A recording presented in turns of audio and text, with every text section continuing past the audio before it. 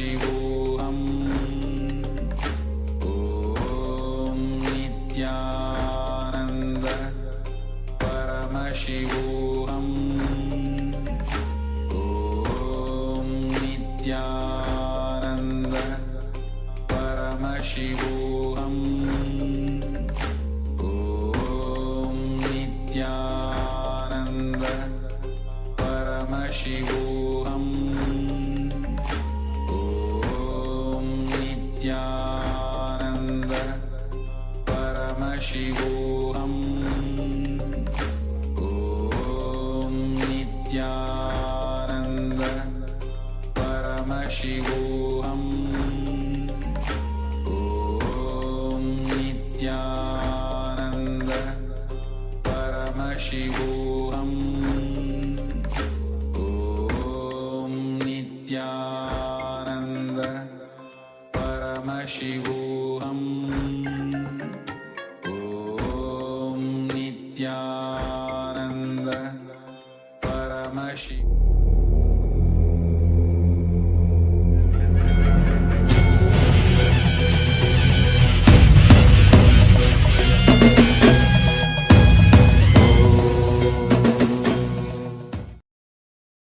Welcome to the Pratama Vinyasa Krama 108 Asana sequence of Nithyananda Yoga. Before we start the yoga session, we request all the male bodies to please remove your upper cloth, for yoga is a ritual, and male bodies remove the upper cloth for any Hindu ritual. All the female bodies, please tie up your hair, and we request all the participants to please wear a black dress, apply vibhuti on your forehead. If you are a male body, apply it on the 16 places over your body. Apply kumkum and any aushadha from the Supreme Pontiff of Hinduism you have available. Wear your Rudraksha mala, the Abharanam, to intensify the energy which you can hold throughout the yoga practice. Also, make sure to keep a Shri Yantra, which is a sacred mandala, in your room where you practice the yoga. If you don't have a Shri Yantra available, don't worry, we are projecting it in the background of our acharyas. Now settle down on your yoga mat and get ready for the ritual of yoga. Sit straight with your head, neck and spine in a straight line. Join your hands in Namaskara Mudra in front of your heart center. Close your eyes. Visualize Swamiji in your inner space as we chant the Sadguru Vandanam. Nithyanandam Paramasukadam Kevalam Jnanamurtim Dvandvatitam Gaganasadrasham Tattvamasyaadilaksham Ekam Nityam Vimalamachalam Sarvadhi Sakshibhutam Bhavatitam Trigunarahitam Sadgurum Tam Namami. Next, we are going to chant the Shiva Mula mantra. Om Ham Haum Shivaya Namaha 11 times. Please follow along internally. Om Ham Haum Shivaya Namaha. Om Ham Haum Shivaya Namaha. Om Ham Haum Shivaya Namaha. Om Ham Haum Shivaya Namaha. Om Ham Haum Shivaya Namaha. Om Ham Haum Shivaya Namaha. Om Ham Haum Shivaya Namaha. Om Ham Haum Shivaya Namaha. Om Ham Haum Shivaya Namaha. Om Ham Haum Shivaya Namaha. Om Ham Haum Shivaya Namaha. We will be performing the Tadvachamanam, the ritualistic cleansing. Now keep your hand, the right hand, in the shape of a cow's ear in the Gokarana Mudra, as our acharyas are demonstrating. Then take an udani of water, pour it into your right palm. We're going to chant a mantra thrice. Each time, sip the water from the bottom of your palm whenever the word Swadha is chanted. Om Atmatattvam Shodhayami Swadham. Take another udani of water. Om Vidyatattvam Shodhayami Swadham. Pour another udani of water into your palm. Om Shivadattvam Shodhayami Swadham.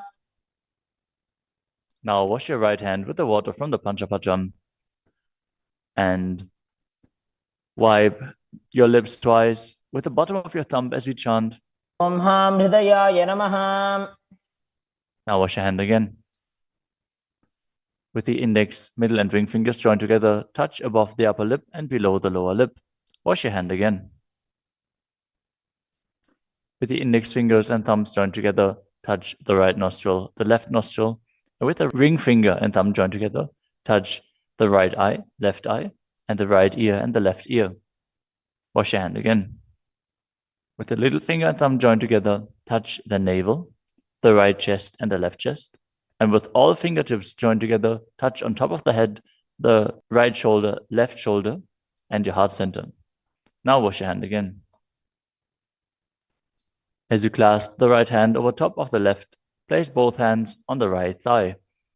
Set the Sankalpa, the conscious resolution, what it is that you want to manifest today in today's Nithyananda Yoga session as we chant the Sankalpa mantra. Om Mamopatta Samasta Duridakshayadvara Bhagavat Shri Nithyananda Paramashiva Prityartham Shri Nithyanandeshwari Paramashiva Shakti Sameta Shri Nithyanandeshwara Paramashiva Prityartham Cha Adya Purvokta Evam Guna Visheshena Vishishtayam Asyam Shubhadito Purana Arogya Yukta Dridagatra Yogika Sharira Siddhyartham Paramashiva Shakti Avishkaranartham Nithyananda Yogabhyasam Karishye. Now wash your hand once more as we chant. Om Apaupasprisya. Keep your Panchapacham and Udani out of harm's way as we are getting ready to start the yoga. Now sit in a comfortable cross-legged position with your head, neck, and spine in a straight line. Bring the index fingers and thumbs joined together on top of the knees in Bindu Mudra. Engage the three bandhas, the energy locks, which are contracting the perineal region and pulling it in and up. The Uddiyana Bandha, the stomach lock, contracting your stomach muscles and pulling your stomach in and up towards your spine. And the Jalandhara Bandha, the throat lock, tucking your chin to the chest and internally contracting your throat muscles. Together they form Mahamudra Bandha, which is a great secret of the yogic practice and will enhance your yoga practice manifold. Next up is the visualization. Hold the visualization for the right context of each of the asanas. The first visualization is Lord Shiva. You will always be able to see the visualization in the top right corner of the screen. So whenever you don't know how the visualization looks, you can just check the screen. Next up is Samana Kumbhaka. Now fill your stomach with prana as you meditate on a flame in your stomach, kindling the prana and raising up your spine. Chant the japa soham and visualize it rotating around your throat until the nectar oozes out into your body. Let us now perform the first asana, which is Sukhasana. Tatsukhasanamityuktam ashaktastat asanam vijitam yena jitam tena jagatrayam. The next asana is Parvatasana. Now bring your legs into Padmasana with the feet on top of the opposite thighs. Then bring your palms together in Anjali Mudra and raise them up above your head, keeping your elbows straight. Engage all three bandhas, Mahamudra Bandha, as you visualize yourself as Mount Kailash. Adhavakshe Mahadeva Parvatasana Mangalam. The next asana is Hali Pavasana. Now bring the soles of your feet together in front of your body and hold the left hand by the right behind your back. As you lean forward and place your forehead on the ground behind your heels. Engage all three bandhas as you gaze to the nose and visualize Swamiji in your inner space. Purava vidhiyahu me jano ubhai pagatali samputthano.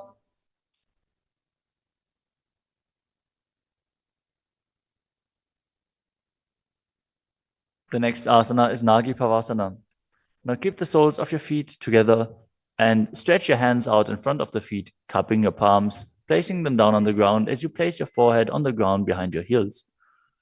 Engage all three bandhas and gaze to the tip of your nose, visualizing yourself as a snake. पूर्व विधि पर्यागाने नीचौ हो वेकहु निफनास्यो लगाई।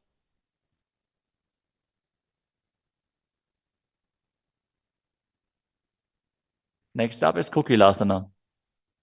Now hold the big toes with the index and middle fingers in Prana Mudra. Then raise the legs up straight and then cross them into Padmasana, leaning forward and down onto your elbows. Engage all three bandhas as you visualize yourself as a bird.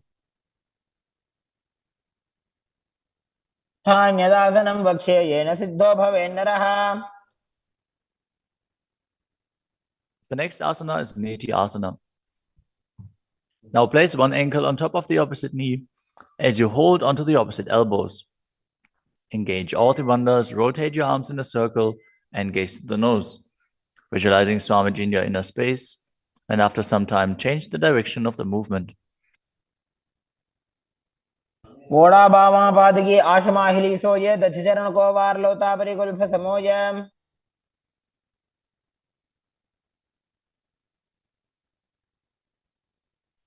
The next asana is Gajrasana.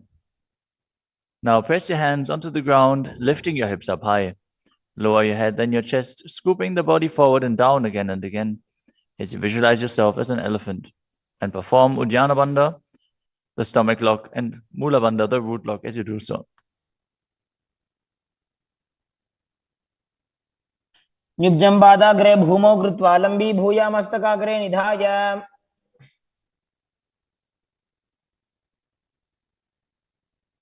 The next asana is Vrikshasana.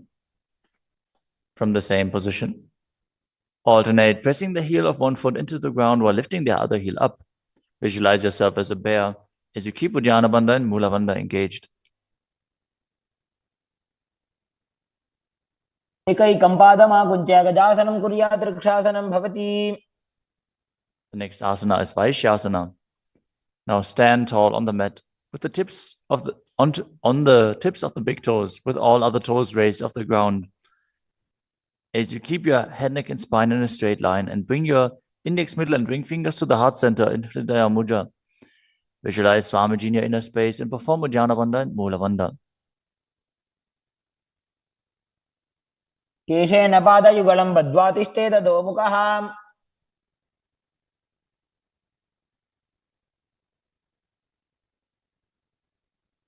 Next up is the Urdhva Janukarana.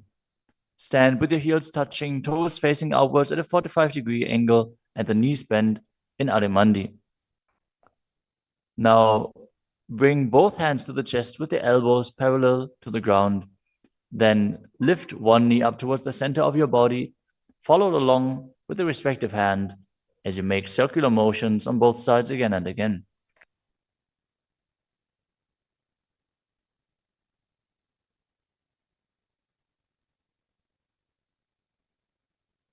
The next asana is Balalingasana.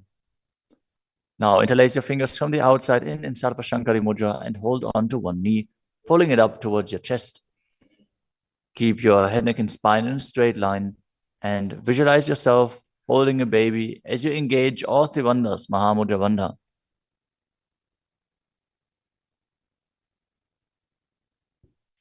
एकं जानूरधियालिङ्ग्य स्थातव्यं बाललिङ्गनं भवति। You move on to Padapidanasana. Now take the foot and pull it behind towards your buttocks. Hold it with both hands. Be straight. Engage all three bandhas as you visualize Swamiji in your inner space.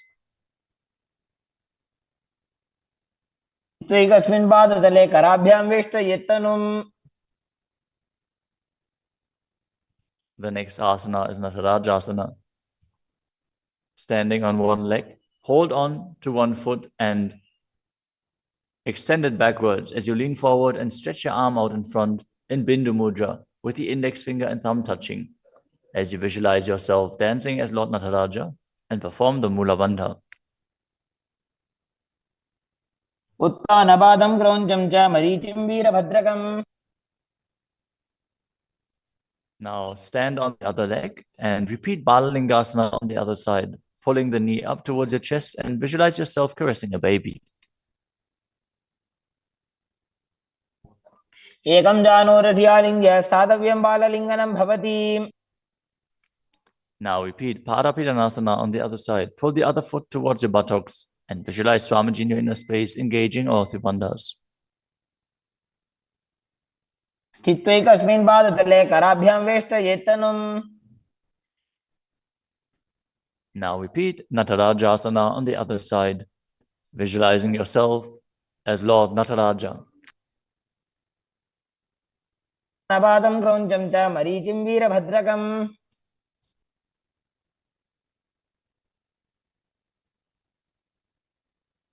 Next up is the Ardha Rechita Karana. From Adimandi position, bring the right foot behind the other with the toes down and the heel up. Keep the left hand at the chest and swing the right arm back and forth, gracefully moving the fingers one by one. Now keep the right hand over top of the nose, uncross your ankles, and repeat the movement on the other side.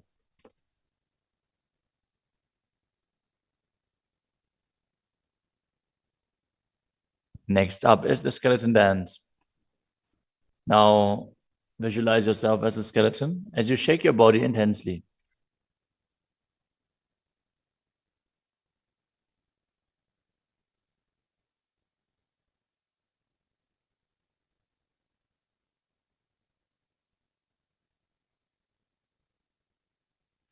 We move on to Katichina Karana. From Adimandi, with the heels together, toes pointing outwards and the knees bent, bring your hands above your head with the arms crossed, palms facing backwards. Now open your hips to one side and open the arms along above your head. Return to the center and repeat the movement on both sides again and again.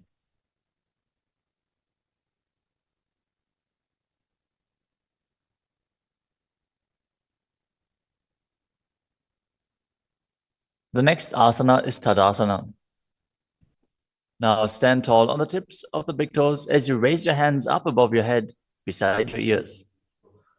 Engage all three bandhas. Visualize yourself as a palm tree as you internally chant the new japa Shivoham.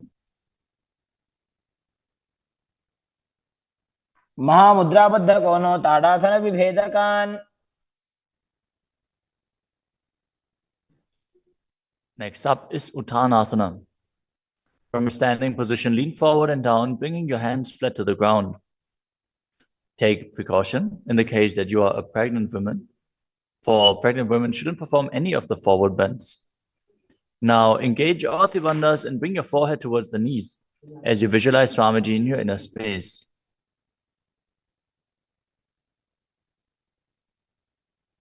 महामुद्राबद्ध कोनो ताड़ासन विभेदकान्. The next asana is Tadakshvasana, the plank position. Now lower your body down onto your arms and feet as you tuck your chin to the chest and rotate your head from side to side, contracting your perineal region. Visualize Swamiji in your inner space. Keep breathing in the Samana Kumbhaka, filling your stomach with prana and visualizing a flame rising up your spine. गजासनवस्थित्वा मस्तकं वारं वारं दक्षिणकुक्षिं सव्यकुक्षिं नजेत्. The next asana is Bhujangasana. Now lower your entire body down onto your stomach as you keep the toes pointing backwards and your hands next to the chest. Now raise your head up using the strength of your lower back. Don't lift your body any higher than your belly button up. And open your mouth wide as you inhale through the hollow of your throat in Bhujangani Mudra. Visualize yourself as a cobra as you perform the Mula Bandha. अंगुष्ठनाभिपर्यन्तम् अधो भूमौ विनिन्यसेत्. The next asana is Shashasana. Now push your body up back into plank position and alternate bringing one knee in towards your chest back and forth as you visualize Swamiji in your inner space and calmly breathe through your nose in Sahadra Kumbhaka. जासन संस्थितो जानुद्वयमाकुञ्च्य वारं वारं कर्तव्यं शशासनं भवति. The next asana is Rathasana. From a tall plank position, place one foot in between the two hands as you simultaneously jump one foot back and bring the other one in between the hands. Alternate again and again as you visualize yourself as a chariot. गजासन संस्थितो एकैकं पादं पुरोमार्गेण भ्रामयित्वा कर्तव्यं रथासनं भवति. The next asana is Virabhadrasana. Now keep one foot flat on the ground with the toes pointing forwards and the knee bent at a 90-degree angle. Now extend the other leg back, keep the knees straight and the toes pointed outwards. Raise your arms up parallel, pull the stomach in and up and gaze to your third eye, visualizing yourself as Lord Veeravajra as you perform Ujjana Bandha and Mula Bandha. वासिष्ठमतकौण्डिन्यमूर्धकुक्कुटमेव च Now exchange the position of your feet and repeat Veeravatasana on the other side. समतकौण्डिन्यमूर्धकुक्कुटमेव च The next asana is Vrikshasana, the tree posture. Now stand and bring one foot to the inner thigh as you bring your palms together in Anjali Mudra and raise them up above your head. Keep your elbows straight as you gaze forward and visualize yourself as a tree. अमोरमूलदेशे च जाम्यं पादं निधायतु. The next asana is Garudasana. Now bring the raised leg to the opposite hip. Join your hands in Namaskara Mudra in front of your heart center as you visualize yourself as Lord Garuda and engage the Mula Bandha. गरुडासनमावक्ष्ये येन ध्यानं स्थिरं भवेत्. Now stand on your other leg and repeat Vrikshasana on the other side. वामोरुमूलदेशे च जाम्यं पादं निधायतु. Now repeat Garudasana on the other side, keeping the standing leg as straight as a rod and visualizing yourself as Lord Garuda. गरुडासनमावक्ष्ये येन ध्यानं स्थिरं भवेत्. The next asana is Trikonasana. Now stand and step one leg forward and the other one far back, keeping the front toes pointing forwards and the back toes facing sideways. Now bring your hands parallel to the ground and lean forward and down as you keep one hand down and the other one raised up. Gaze upwards, visualizing yourself as a triangle as you perform the Mula Bandha. उत्तानपादं क्रौञ्चं च मरीचिं वीरभद्रकम्. Exchange the position of your feet. Step the other leg forward as you repeat Trikonasana on the other side.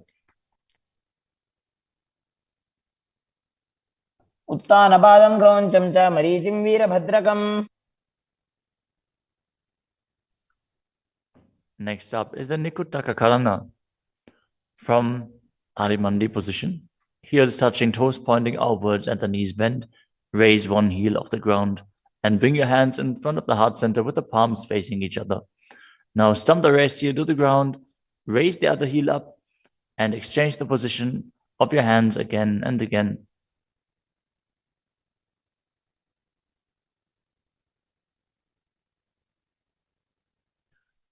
The next asana is Angushtasana. Now lower your body down onto the tips of your toes, placing the perineum on the back of your heels. Raise your knees off the ground and keep them together as you join your palms in front of your heart center in Namaskara Mudra. Visualize Swamiji in your inner space as you breathe in Brahmari Kumbhaka, buzzing like a bee on the inhalation and exhalation as you perform the Mula Bandha and internally chant the new japa Sadashivoham. अबन्धासनमित्याहुः गोरक्षासनमेव च. The next asana is Saurasana. From the tips of the toes, extend one leg straight out with the heel down and the toes up. Keep your fingers down on the ground by the sides with the palms facing forward in Vara Mudra. Visualize Swamiji in your inner space as you perform the Mula Bandha. प्रसार्य एकं पादतलं संस्थाप्य त्वेकपादकम्. The next asana is Vidunanasana. Now, from Saurasana, lean forward and hold on to the big toe in Prana Mudra. As you hold the back heel with the other hand, balance. Visualize Swamiji in your inner space and perform the Mula Bandha. गुल्फस्थितो पादमेकं प्रसार्य तत्पादाग्रं संस्पृश्य तत्करेण. Now exchange the position of your feet. Stretch the other leg forward as you repeat Saurasana on the other side.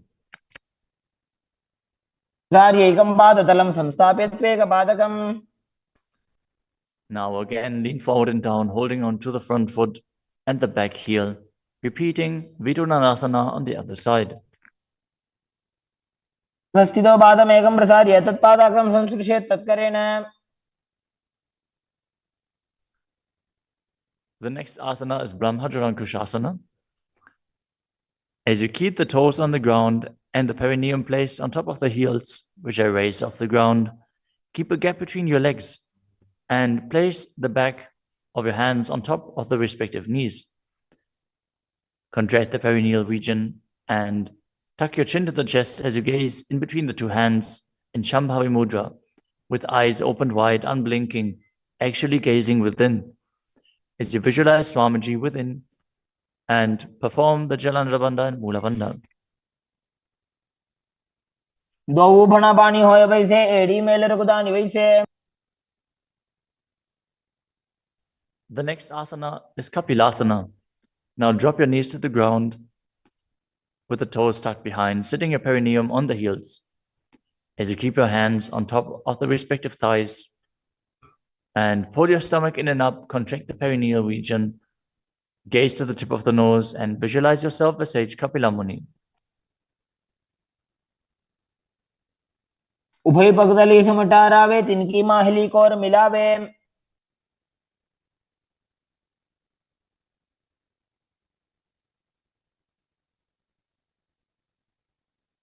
The next asana is Bhadragodakasana.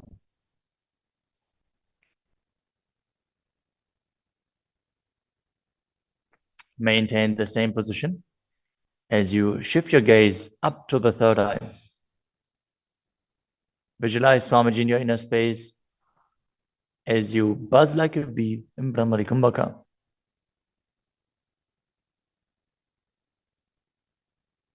दो भूपगदली संपुट करे कोरवारली भूपरि धरे.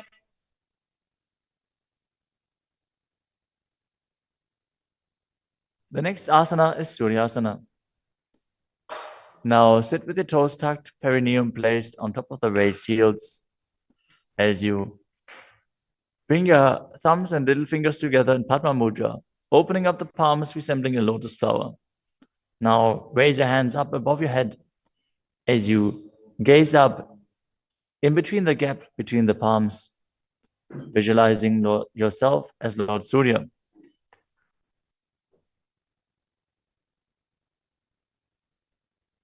एड़ी दो गुदातरी आने फना पानी बैठक निठाने. The next asana is Mandukasana. Now sit with the toes flat, perineum on the heels. As you keep your hands on top of the knees, lift the tongue up against the roof of your mouth.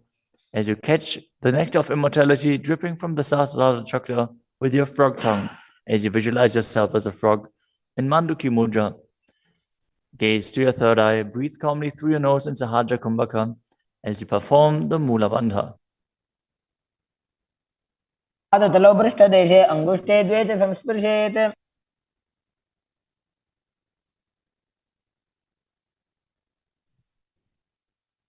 The next asana is Uttana Mandukasana. Maintain the same sitting posture, but bring your hands behind your back, holding onto the opposite shoulders. Gaze to your third eye, visualize yourself as a frog as you keep your tongue pressed against the palate of your mouth in Manduki Mudra. Perform Uddiyana Bandha and Mula Bandha as you do so.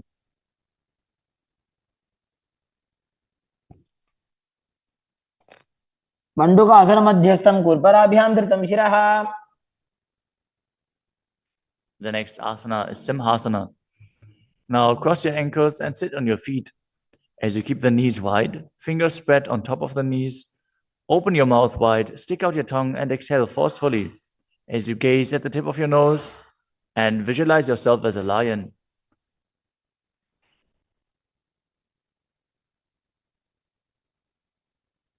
दक्षिणं सव्यगुल्फेन दक्षिणेन तदेतरम्.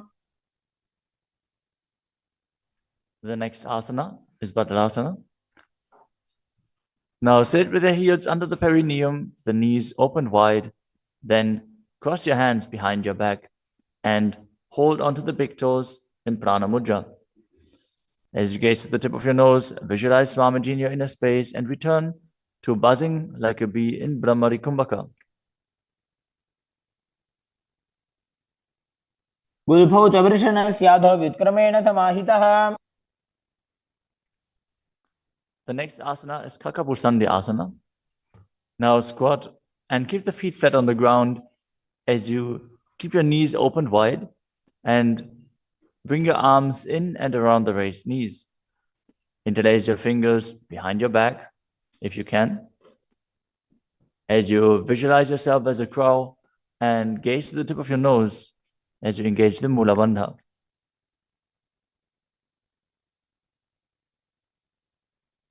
प्रथमे वेशक उपसठाने दो वोहा तपगमी च आने. The next asana is Kanipavasana. Now keep the palms on the floor, shoulder width apart. Bring your knees onto the back of your arms towards your armpits. Lean forward, raise your feet off the ground as you visualize Swamiji in your inner space and balance on your arms. को गुण आशी दुष्टता होई तो आछी होई. The next asana is Kapali asana. Now place your hands on the ground, shoulder width apart. Bring the top of your head onto the ground. Please take precautions if you have any neck injuries or high blood pressure. Any of the inverted postures. Now bring your knees onto the elbows, your hips over the shoulders, and straighten your legs up as you gaze to the nose and visualize Swamiji in your inner space. Isha धरती टेकी पग दो वो मिलीवा ऊंचा करे.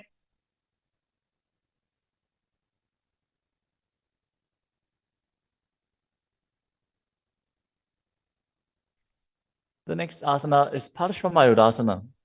Now squat on the toes with the legs together, twist your body and place both hands to the side as you align your elbows with the knee and hip and lean onto your arms, balance, extending your legs to the side.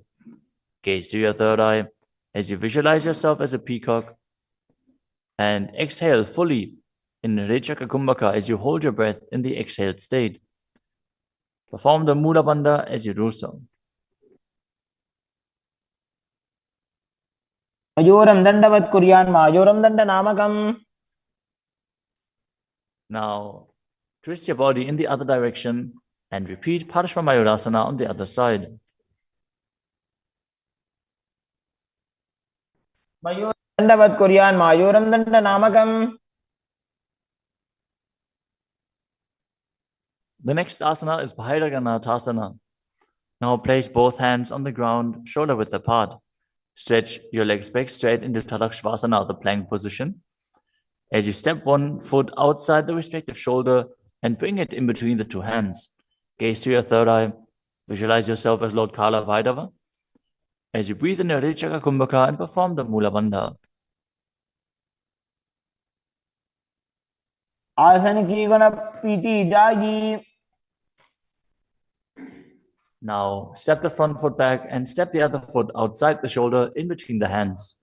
Gaze to your third eye in Shambhavi Mudra with the eyes open wide, unblinking, as you visualize yourself as Lord Kala Bhairava.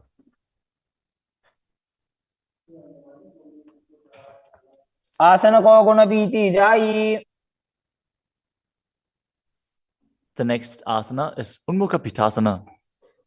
From Tadakshvasana, the plank position, bring your forearms down on the ground as you walk your feet forward, raising your hips.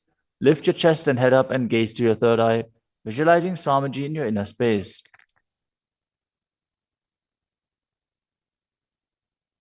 भून्यस्थो जानुनि हस्तौ चतुष्पदम वाङ्मुखम्.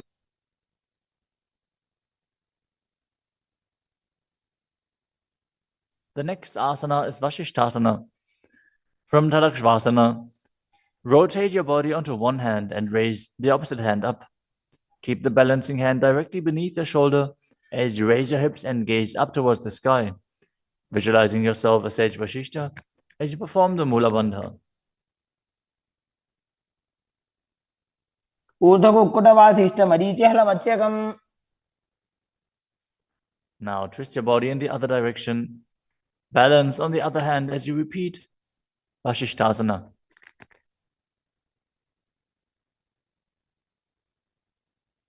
ऊर्ध्वकुक्कुटवासिष्ठ मरीचिहलमच्यकम्.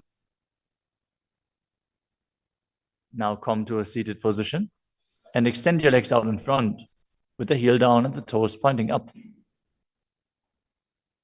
Now bring your hands under the buttocks with the palms facing up.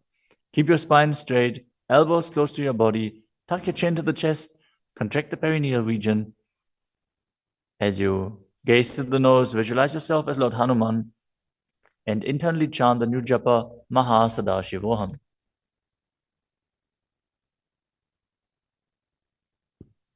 दोबू करके उभय हस्तेली कोरवारली मैले भेली.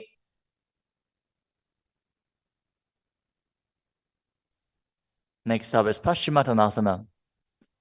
Now visualize Swamiji in your inner space as you lean forward and down, holding onto the big toes in Prana Mudra.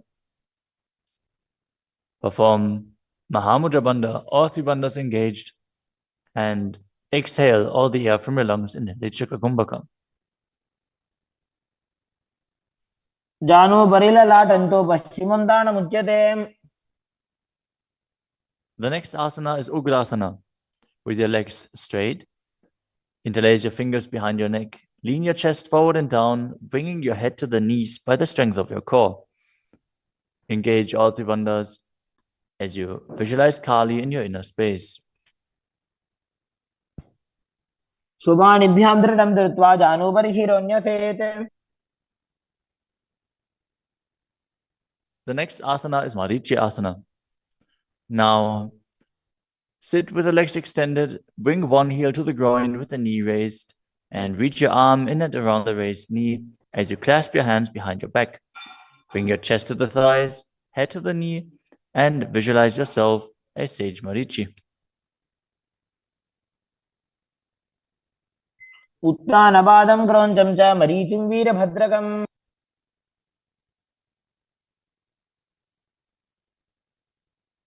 Now drop the knee down to the ground and lean forward, holding onto the front foot with both hands. As you exhale all the air from your lungs, gaze to the nose, visualize Swamiji, and perform Mahamudra Bandha in Mahamudrasana. मुद्रां प्रवक्ष्यामि तन्त्रेऽस्मिन् मम वल्लभे. Now extend the other leg out. Bring the other heel towards the perineum with the knee raised. As you lean forward and interlace your fingers behind your back in Marichi Asana on the other side. उत्तानपादं क्रौञ्चं च मरीचिं वीरभद्रकम्. Now drop the knee down, lean forward, hold onto the foot, engage all three bandhas, repeating Mahamudrasana on the other side. महामुद्रां प्रवक्ष्यामि तन्त्रेऽस्मिन् मम वल्लभे. The next asana is Bhadrasana 2. As you sit and bring the soles of the feet together with your heels close to the perineum, keep your knees wide, hold your feet firmly with both hands, and maintain a straight spine as you gaze to the nose and visualize Swamiji in your inner space. उल्भौ तु वृषणस्यादः सीवन्त्याः पार्श्वयोः क्षिपेत्.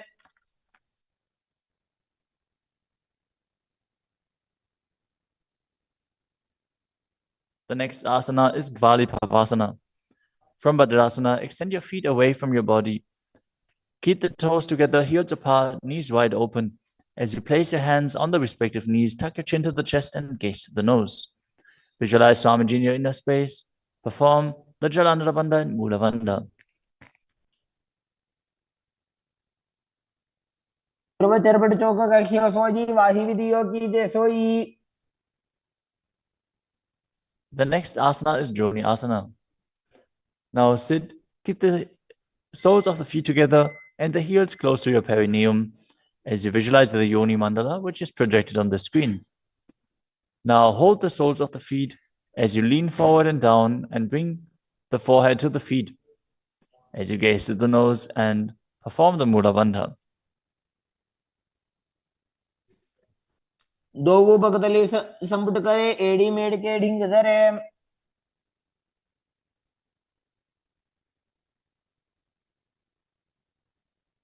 The next asana is Midaki Pavasana.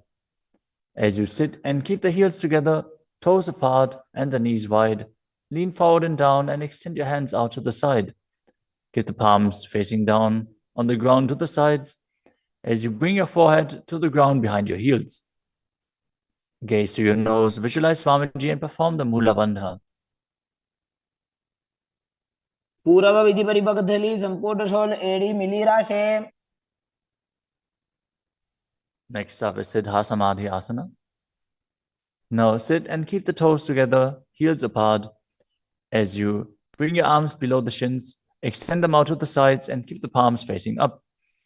Bring your forehead to the ground above your feet as you bring your toes near your throat if you can. Gaze to the tip of your nose, visualize Lord Surya in your inner space and perform the Mula Bandha. दोबो पकदली संपुट करे शोले मेड़ आगा में धरे. Next up is Chinaki Pavasana. Now sit and keep the heels together, toes apart, as you hold the feet and open them up like a book, bringing the backs of your hands onto the ground and the elbows pressing down on the thighs. Gaze at the nose and visualize Swamiji in your inner space. दो पगागी एड़ी धरती मगिवा मेड़ लगावे. The next asana is Chadapata Chukasana. Sit and bring the soles of the feet together with the heels at your perineum. Open the knees and place your hands on top of the knees as you gently press them down. Pull your stomach in and up, gaze to your third eye as you visualize Swamiji in your inner space. दोबो पकदली संपुट धारे आगा ने कर jar पसारे.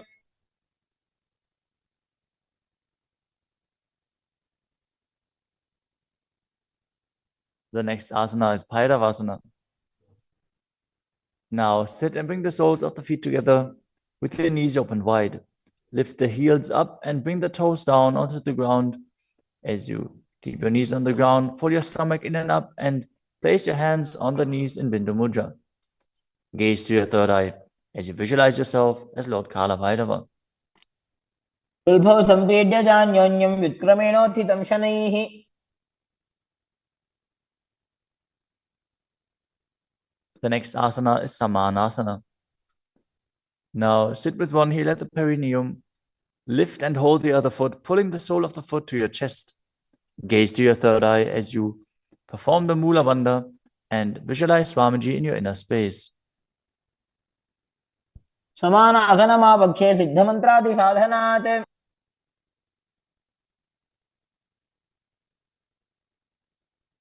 The next asana is Apanasana. As you sit, place one leg on top of the respective shoulder and raise the other foot upwards and straight.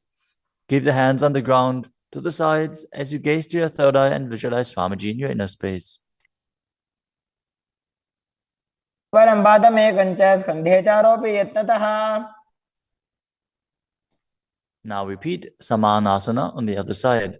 Bring the other heel towards your perineum and pull the opposite foot towards your chest. समान आसनमावक्षे सिद्धमन्त्रादि साधनात्. Now repeat Apanasana on the other side. Bring the other leg over top of the respective shoulder, extending the opposite leg forward and up.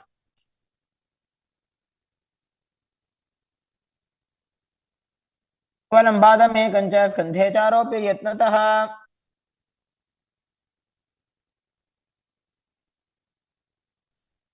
Next up is Gomukhasana. Now sit and cross one leg over the other, aligning the knees at the center of your body with the feet by the opposite hips. Place both hands on top of the stacked knees as you gaze to the nose, visualize the face of a cow, and perform the Mula Bandha. Start breathing in Siddhkari Kumbhaka, pressing your tongue against the palate of your mouth without touching the teeth and hissing through your teeth while inhaling. Internally chant the new japa Om Nithyanandoham. सर्वे दक्षिणगुल्फं तु पृष्ठपार्श्वे नियोजयेत्.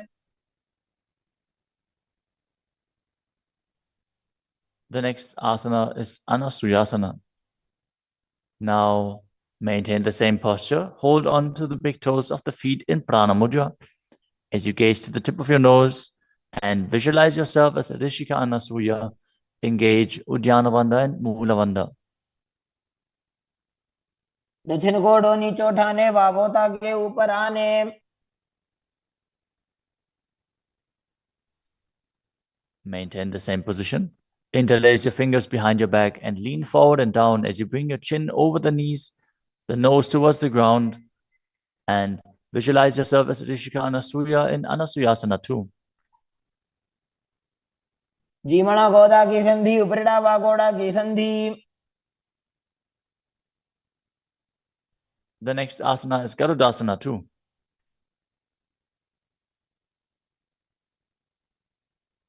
Now sit on the ground with one heel pressed against the perineum. As you keep the opposite foot flat on the ground with the knee raised to your chest. Keep the hands on the respective knee. As you visualize yourself as Lord Garuda, gaze to the nose and perform the Mula Bandha. दावो बगमोडी एडी माहिलो गुल्फ मूल द्वार नीचे दे।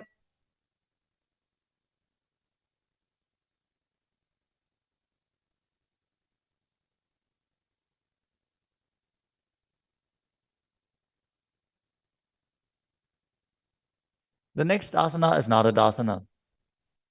Now, sit and place your perineum on top of one heel as you interlace your fingers behind your neck and twist your elbows outside of the raised knee. Gaze to your third eye and visualize yourself as Nadada as you perform the Mula Bandha. पिष्टि जवाम पगदली केरी भूपरिता हिल लगा बेफेरी। Next up is Matsya Pitakasana. Now place one foot on top of the opposite thigh. Wrap the respective arm around the knee, holding onto the opposite shin as you hold the big toes with the other hand in Prana Mudra. Visualize yourself as Matsya, the fish avatar of Lord Vishnu, as you perform the Mula Bandha. नवामांगुष्टन्तो गृहीतं Madhya पीठकम्।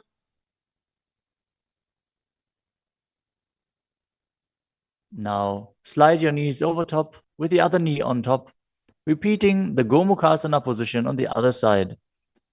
Gaze to the nose and visualize the face of a cow as you keep hissing through your teeth without the tongue touching your teeth. In Siddhkari Kumbhaka.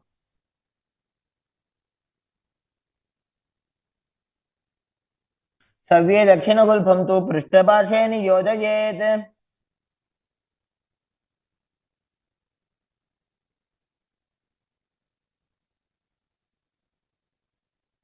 Next up is Anasuyasana on the other side. Hold onto the big toes as you visualize yourself as Rishika Anasuya.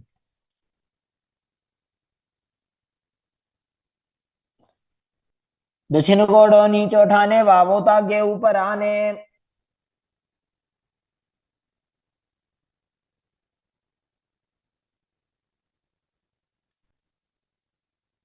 Now, from the same position, interlace your fingers behind your back and lean forward and down, chin over the knees, nose towards the ground in Anasuyasana 2.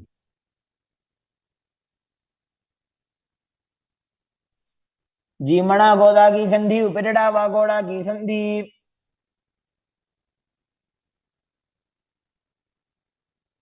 Now repeat Garudasana 2 on the other side, bringing the other heel towards the perineum, knee raised, hands on the knees, as you visualize yourself as Lord Garuda. डावो बगमोडी एडी माहिलो गुल्फ मूल द्वार नीचे दे। Next up is Nadadasana on the other side. Raise the perineum onto the heel, interlace your fingers behind your neck, and twist your elbows outside of the raised knee, visualizing yourself as Sage Narada. पिष्टि जवाम पगदली केरी भूपरिता हिल लगा बेफेरी।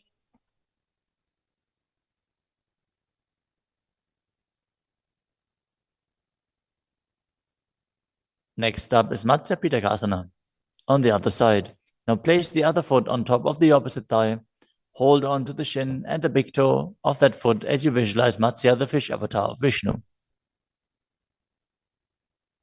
वामे नवामांगुष्टन्तो गृहीतं मध्य पीठकम्। Next up is Matsindrasana. Now place one foot on top of the opposite thighs as you place the opposite foot on the ground, flat. Twist and bring the elbow outside of the raised knee. Keep your raised arm by the neck. Turn your head back and gaze to your third eye, visualizing Nithyananda, the great sage and master of Hatha Yoga. उदरं पश्चिमाभासं कृत्वा तिष्ठति यत्नतः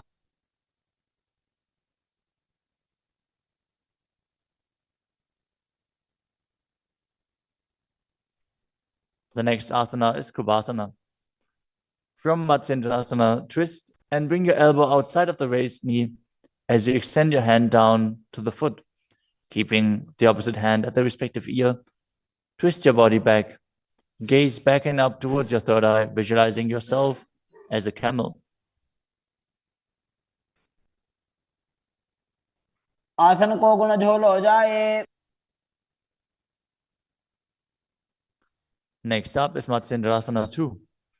Keeping the hand extended down towards the foot, place your hand behind your body onto the ground as you gaze up to your third eye and visualize Matsyendranath. मत्स्येन्द्रपीठं जठर प्रदीप्तिं Prachanda रुक्मण्डल खण्डनास्त्रम्. Now repeat Matsyendrasana on the other side. Extend the other leg out. Bring the opposite foot onto the thigh as you twist your elbow outside of the raised knee and gaze back.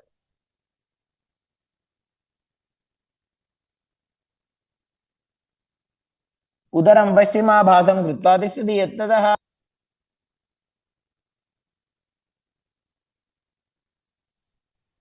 The next asana is Kubhasana on the other side. Now hold on to the front big toe in Prana Mudra as you keep the other hand towards the respective ear, gazing back and up towards your third eye and visualizing yourself as a camel. आसन को गुण झोल हो जाए. The hand to the ground behind you. Twist your body even further as you visualize Matsyendranath in Matsyendrasana 2.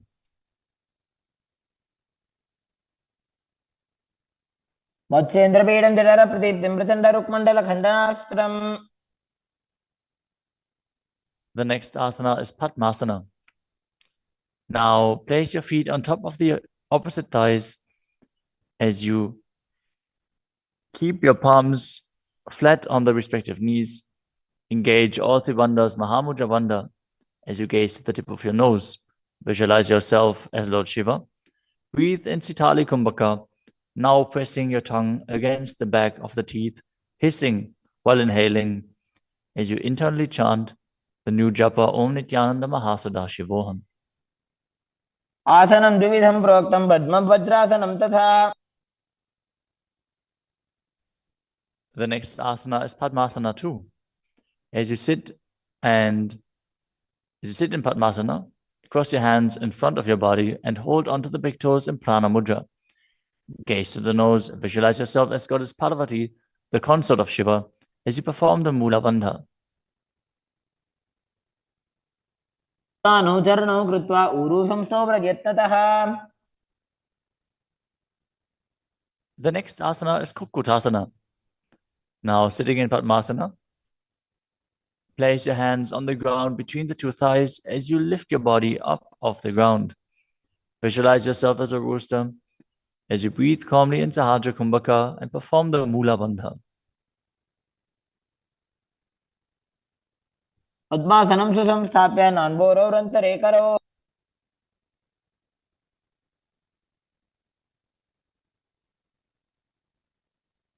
The next asana is Baddha Keki Asana. From Padmasana, raise up onto the knees as you bring your hands flat on the ground with the fingers pointing backwards. Keep the elbows together, press them against the navel, and then lean forward. Find balance and extend your knees up off the ground. Visualize Swamiji in your inner space as you perform the Mula Bandha.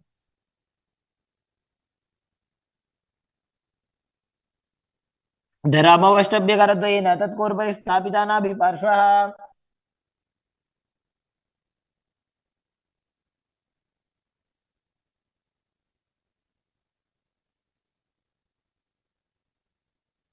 The next asana is Mayurasana.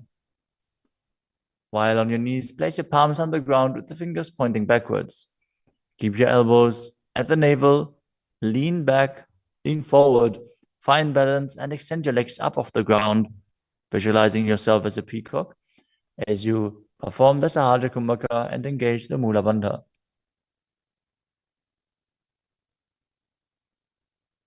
अथ वक्षे Mahadev मयूरासनमुत्तमम्.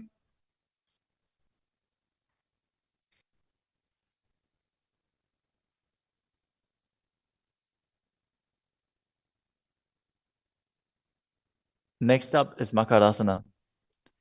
Lay down on your stomach with the feet pointing outwards and the forehead on the mat. Interlace your fingers behind your neck as you visualize yourself as a crocodile and perform the Mula Bandha.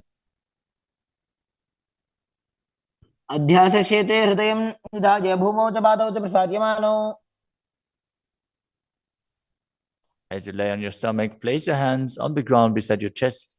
Raise your legs up, bring the thighs off the ground, visualizing yourself as a locust. In Shalabhasana.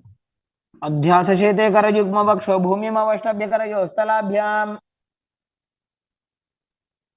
The next asana is Ushtrasana. As you lay on your stomach, bring your hands to the feet. Pull the feet down towards the ground outside of your hips.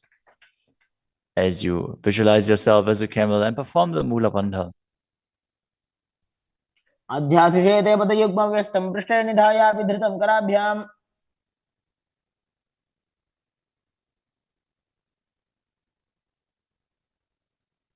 The next asana is Dhanurasana. From Ushtrasana, tighten the grip on your feet and kick the legs back and up as you lean forward and lift your chest off the ground. Gaze up to your third eye and visualize yourself as Pinaka, Lord Shiva's bow. Perform the Mula Bandha as you do so.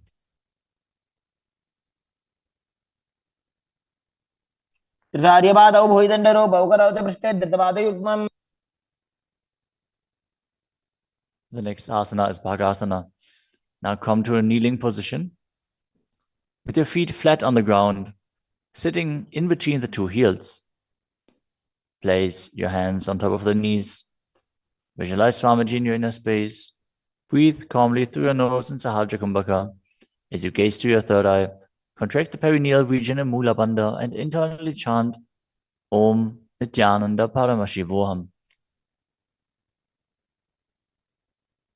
उल्टा मोड़ी पाओ दो वैसे बहुरो जगत करे कैसे. The next asana is Gohi Asana. From the kneeling position, place your elbows on the ground, shoulder width apart. As you interlace your fingers, bring your head towards the ground and hold it with your hands. Now raise your hips up. Walk your feet forward until your hips align with your shoulders. And then raise your legs up off the ground and pull the knees close to your chest. Try to touch your chin with the knees as you roll your body up in the inverted posture. Gaze to the nose and visualize Swamiji in your inner space. दो हाथ की कहुनी जोई पुनिह कलाजी जाने दोई. Now, from Gohi Asana, extend your legs up straight into Shirshasana. Gaze to the nose and visualize Swamiji in your inner space as you perform the Mula Bandha. विपरीतं मण्डलं च द्विधैव विदितं हिनः. Gently lower your body down and come to a seated posture. Now sit with your hands behind your calves and stretch your legs up. Bring your forehead to the knees as you come to a vertical position with your legs. Visualize Swamiji in your inner space and perform the Bhastika Kumbhaka, rapidly exhaling from your diaphragm, pushing the air out without inhaling, like the bellows of a blacksmith.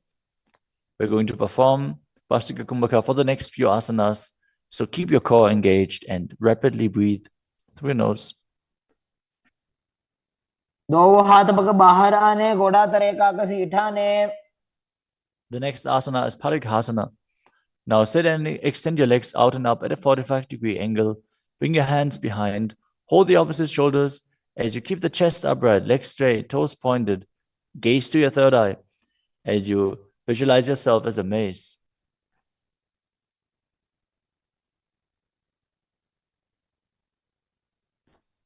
उत्तानशयनं कृत्वा पादौ मिलित्वा प्रसार्य. Keep breathing rapidly as you sit and extend your legs out and up at a 45-degree angle. Keep your arms parallel to the ground or bring them down to the ground as you gaze to your third eye and visualize yourself as a boat in Naukasana. तानशयनं कुर्पराभ्यां भूमिमवष्टभ्य. Next up is Rudrasana. Now sit and lift your feet up. Scoop your hands under the heels and pull the feet towards your chest. Keep your spine upright, gaze to the nose as you visualize yourself as Lord Rudra. Perform the Mula Bandha as you do so. पगदली संपूटक हाथस्योपक उचाई. The next asana is Unmukha Pitasana too. Now lay down on your back with the feet flat on the ground, the knees raised up. Bring your palms down to the ground with the fingers just touching the back of your heels. Lift your hips up high. Press the feet into the ground as you tuck your chin to the chest, gaze to the nose, and visualize Swamiji in your inner space. ऊर्ध्वे च जानुनी कृत्वा शवित्वोर्ध्वमुखं तथा उत्थाप्य हस्तौ तिष्ठेत्तु पीठ उन्मुख नामके. Now lower your body down flat onto the ground. Keep the palms facing up next to your hips. As you contract the perineal region and forcefully pull the Kundalini Shakti up along your spine towards your Sahasrara Chakra in Shakti Chalan Mudra. Relax. Completely unclutch from any micro movements of the body and mind.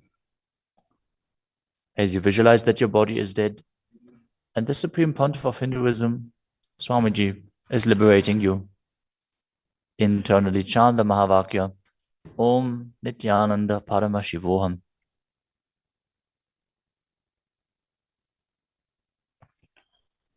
उत्तानं शववद्भूमौ शयनं तोषवासनं शवासनं श्रान्तिहरं चित्तविश्रान्तिकारकम्.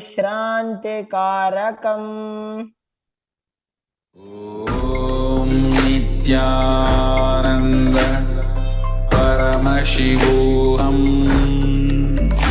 ॐ नित्यानन्द परमशिवोऽहम्. ॐ नित्यानन्द परमशिवोऽहम्. ॐ नित्यानन्द परमशिवोऽहम्. ॐ नित्यानन्द परमशिवोऽहम्. ॐ नित्यानन्द परमशिवोऽहम्. ॐ नित्यानन्द परमशिवोऽहम्. ॐ नित्यानन्द परमशिवोऽहम्.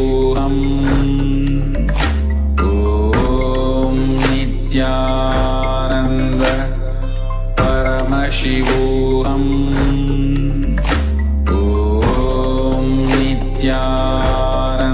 नित्यानन्द परमशिवोऽहम्. ॐ नित्यानन्द परमशिवोऽहम्. ॐ नित्यानन्द परमशिवोऽहम्. ॐ नित्यानन्द परमशिवोऽहम्.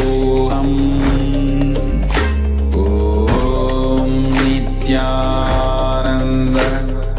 परमशिवोऽहम्. ॐ नित्यानन्द परमशिवोऽहम्.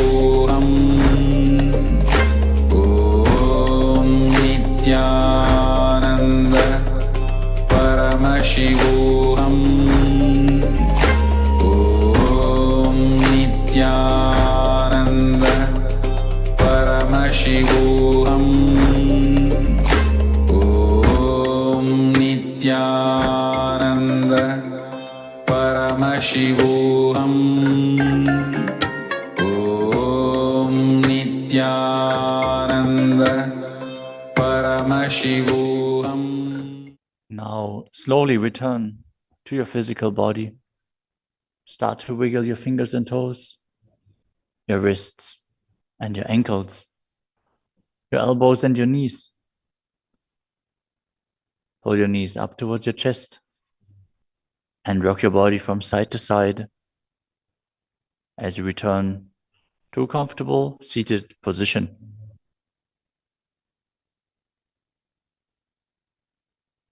Congratulations! You completed the first 108 asanas of the sequence, which are the Pratama Vinyasa Krama. We are now going to continue the sequence with the next asana, which is Yathasana Nishthasana. Now sit in a posture that brings ease to your physical and mental space. Bring your hands on top of the knees in Bindu Mudra. Visualize Swamiji in your inner space. Breathe in Samana Kumbhaka, filling your stomach with prana and meditating on the flame kindling in your stomach as you perform the Mula Bandha and internally chant the Mahavakya Om Nithyananda Paramashivoham.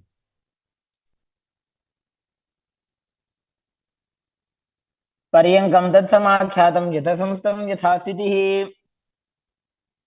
Next up is Samasana. Now sit in a cross-legged position. Keep your hands on the knees with the thumbs and index fingers touching. Take a long, deep inhalation and hold your breath. After exhaling, breathe deeply in and out, visualizing Swamiji and performing the Mula Bandha. इदानीं गर्भिणीनां योगाभ्यासो यथा लघु. Next up is Muktasana. Now place the left foot against the gentle region and place the right foot over top of the left. Keep your hands facing down on top of the knees. Gaze to your nose as you visualize yourself as a sage liberated by the Supreme Pontiff of Hinduism in Muktasana. निबीड्य सीविनीं सूक्ष्मां दक्षिणेतरगुल्फतः. Next up is Siddhasana. Maintain the same position as Muktasana. As you switch your gaze to your third eye, visualize Swamiji in your inner space and perform the Mula Bandha. स्थानुसंयमितेन्द्रियो तलदशा पश्यन् भ्रुवोरन्तरं चैतन्मोक्षकपातभेदजनकं सिद्धासनं प्रोच्यते. The next asana is Siddhi Asana. Now maintain the same position as in Siddhasana. Switch your gaze to the ground in front of you as you engage all Tribandhas and visualize Swamiji in your inner space. वामपादके इडीजानो सीवनिमधितासुकोठानो. The next asana is Rudrasana too. Keep your legs in the same position as Siddhi Asana. Rotate your hands on top of the knees into Bindu Mudra. Switch your gaze to the third eye. Visualize yourself as Lord Rudra as you perform the Mula Bandha. वामचरण परिदक्षिण दाखे एकजुगति ऐसे विधि दाखे. Next up is Santadunasana. Now maintain the same position. Switch your gaze to the nose and embody tranquility and an unshakable nature. आसन की गुण मन की चंचलता मीटे. Next up is Siddhasana too.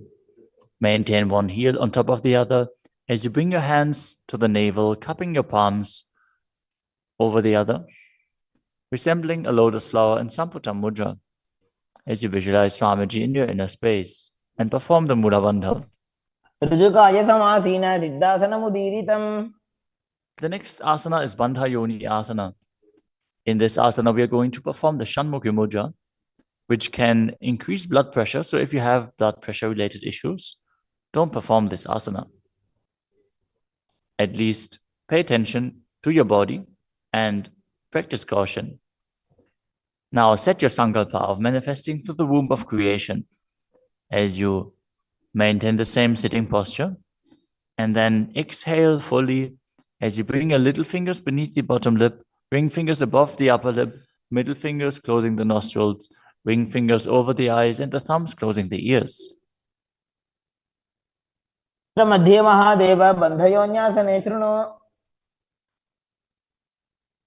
The next asana is Virasana.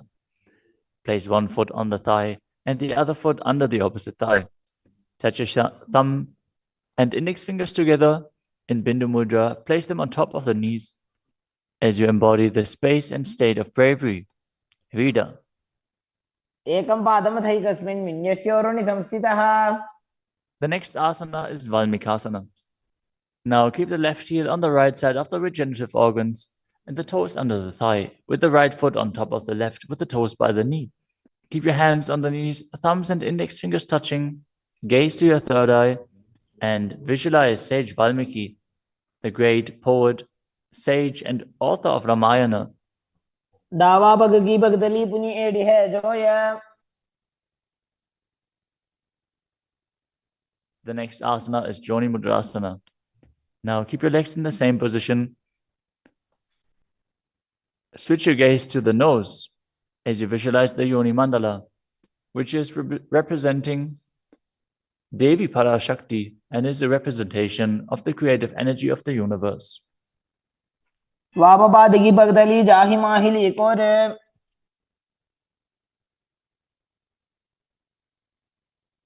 Next up is Yoni Asana.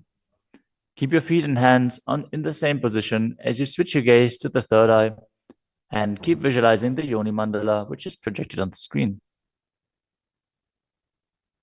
योन्यासनं पर्वतेन योगं योगफलेनिलम्. The next asana is Bhadrasana 3. As you sit and bring the soles of the feet together, holding them with both hands, bring your knees down towards the ground, gazing to the tip of your nose, visualizing Lord Viravaja in your inner space as you perform Uddiyana Bandha and Mula Bandha. गुल्भौ च वृषणस्यादः सीवन्त्याः पार्श्वयोः क्षिपेत्.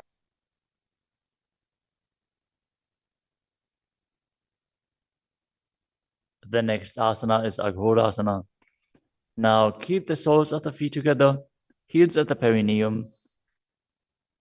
Press your tongue up against the roof of your mouth or even higher, if you can, into the nasal tract in Kechari Mudra. Gaze to your third eye. As you cover your mouth with the right hand, close the left nostril with the index finger. Inhale through the right nostril, close both nostrils, and then hold your breath. After you exhale through the left nostril, repeat on the other side in Abhyantara Kumbhaka. As you gaze to your third eye, visualize yourself as an Aghori.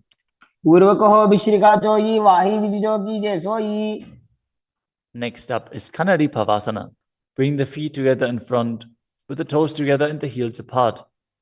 Place your elbows onto the heels. As you rest your chin on the palms, gaze to the tip of your nose and engage Uddiyana Bandha and Mula Bandha.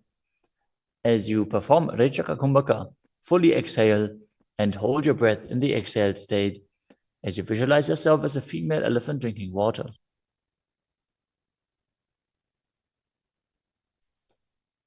ग्वाली पाव आसन कक्ष्यो है जैसे Yahoo में जाने विधि जैसे.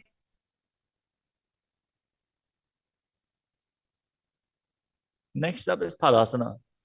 Now sit with the knees raised, arms between the thighs and calves, and interlace your fingers as you lift your feet off the mat. Gaze to the nose and visualize Swamiji in your inner space as you perform the Mula Bandha.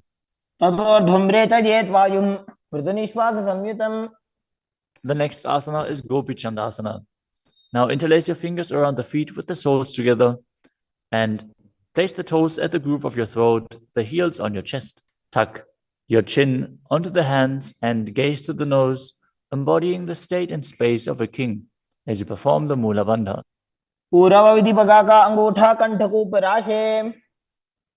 next asana is Uddarasana. Now sit with the soles of the feet together. Insert your hands underneath the legs as you hold the feet with interlocked fingers. Bring your feet up to the chest Bring your head down and touch the chin to the soles as you gaze to the tip of the nose and visualize your body free from any defects. दोवो पकदली संपुटटाने उभय हस्तकरी उरद हिताने. Next asana is Vishishtasana. From the same position, raise your feet up even higher. Bring your feet in front of your face with the interlocked fingers in front of your forehead. Visualize yourself excelling in everything as you perform the Mula Bandha. दोवो पकदली जोड़ी संपुट करे. The next asana is Bhujasana. From a seated position, lift both legs over top of the respective shoulders as you bring your arms underneath the legs and up, interlacing your fingers around the back of your neck. Visualize yourself as a cobra as you perform the Mula Bandha. शिरासनं तविज्ञेयं कक्षासनमतः परम्. The next asana is Kalyanasana. Now maintain a seated posture, raise your legs up and bring your elbows under the knees as you wrap your arms around your back with the palms clasped behind. Gaze to the tip of your nose and visualize yourself as a beautiful, auspicious goddess. दोवो हाथ पगों बीच आने, तिनको गोड़ा नीचे ठाने. The next asana is Sankatasana. With the left knee on the mat, place the left foot flat on the ground and sit down on the left heel as you bring the right leg over top of the left, heel close to the hip. Visualize yourself as a swan as you perform the Ujjayi Pranayama, making an ocean-like sound with your mouth as you perform the Mula Bandha. वामपादं चितेर्मूलं संन्यस्य धरणीतले. The next asana is Dhenukasana. Now slide the heel outside of the hip. Visualize a cow in your inner space as you keep your hands on top of the knees. Perform Uddiyana Bandha and Mula Bandha. अनुषागी Nagar पंचडं ऋषिरिन्दगल्यम्नि. The next asana is Machandrasana. Now place the right foot on the left thigh and the left foot on the right knee. Bring the left hand behind your back and hold onto the right thigh. As you place the right hand on the left thigh, twist your body and gaze to your third eye, visualizing Swamiji in your inner space and performing the Mula Bandha. वामजंगभरत चिनटाने वामहस्तभिष्टि दिश आने. Next up is Machandrasana 2. From Machandrasana, untwist and hold onto the respective big toes in Prana Mudra. As you lean your forehead down so it touches the ground, as you place your chest down on the heels, visualize Swamiji in your inner space and perform the Mula Bandha. प्रथमजी मनो चरण जुजोयि वामजंग परिराखे सोयि. Now interlace your fingers and place them on the top knee. Engage all three bandhas, Mahamudra Bandha, as you visualize Swamiji, your Guru, in your inner space in Guru Asana. ऊर्मूले इतरपादस्य निष्ठिका प्रदेशगुल्भं संस्थाप्य. Now again, sit down on the heel, this time on the right foot, as you keep the top of the foot on the ground and interlace your fingers on top of the other knees, visualizing yourself as a swan. वामपादं चितेर्मूलं संन्यस्य धरणीतले. Now slide the heel outside the hip. Place both hands on top of the up knee as you visualize a cow in your inner space in Dhenukasana on the other side. अनुषागी Nagar पंचडं ऋषिरिन्दगल्यम्नि. Next up is Machandrasana on the other side. Bring the left foot on the right thigh and the right foot on the left knee. Twist your body. Keep one arm behind your back and hold on to the opposite thighs as you gaze to the third eye and visualize Swamiji in your inner space. जंगभरत चिनटाने वामहस्तभिष्टि दिश आने. Next up is Machandrasana 2. Now hold on to the feet as you lean forward and down, bringing your chest towards the heels and your forehead onto the ground. Visualize Swamiji in your inner space.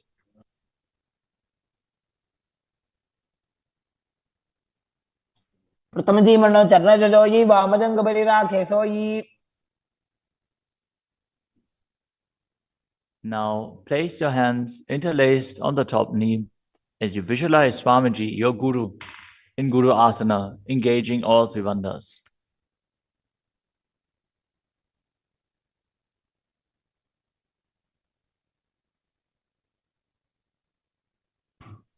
प्रथम जीमण चरण जुजोई वामजंग बलि राखे सोई.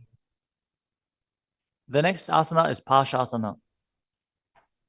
Now sit with the feet flat on the ground, knees against your chest, with the hands holding onto the opposite knees. Keep your thighs together, spine straight, the tongue pressed against the roof of your mouth in Kechari Mudra. As you gaze to your third eye and visualize Swamiji in your inner space. पादतले भूमो निधाय जान निवृषि निधाय. The next asana is Bodhasukasana. As you keep the feet flat on the mat, wrap your arms around the legs and hold onto the opposite wrists. Place your chin onto the knees as you gaze to the nose and visualize yourself being in an abode of bliss.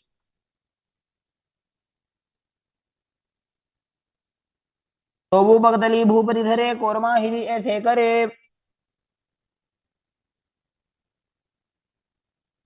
The next asana is Kudakatasana. Maintain the same position, but place your arms under the knees and hold onto the opposite elbows. Gaze to your nose. Keep your tongue pressed up in Kechari Mudra, visualizing Swamiji in your inner space. दो हाथ पग बाहर लावे गोडा नीचे ले टहरावे. Maintaining the same hold beneath the knees, bring the right foot over top of the left so the heels cross with the toes pointing up.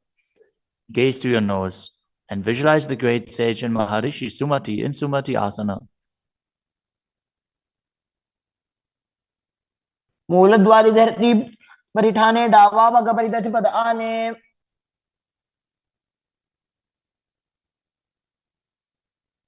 The next asana is Dandasana. Now extend your feet out straight with the arms raised straight above your head. Interlace the fingers with the wrists pointed outwards. As you engage all three bandhas, gaze to the nose. Visualize Swamiji in your inner space. Perform Mahamudra Bandhan. इदानीं गर्भिणीनां योगाभ्यासो यथा लघु. The next asana is Arambhasana. Now sit with your legs straight. Hold the big toes in Prana Mudra with index and middle fingers. As you lean your chest forward and down, bring your head to the knees. Inhale through the left nostril and exhale through the right. Perform Nadi Shodhana as you visualize Swamiji in your inner space.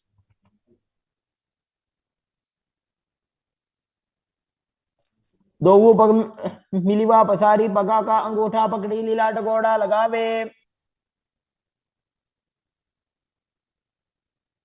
The next asana is Bhidokasana.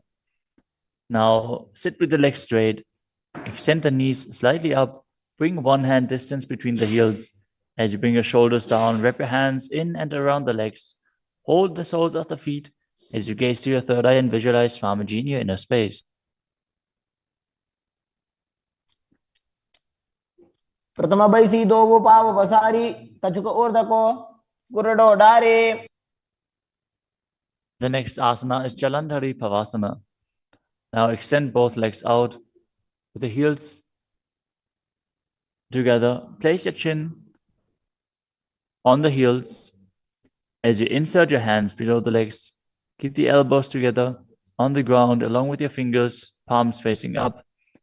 Gaze to the nose, visualizing Swamiji in your inner space.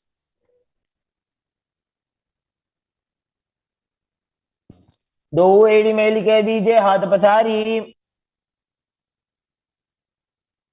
The next asana is Urdhva Paschimottanasana. As you sit with the legs extended, lift one foot behind the neck. Lean forward and down as in Paschimottanasana. As you visualize Swamiji in your inner space. If you can't, bring your leg behind your neck.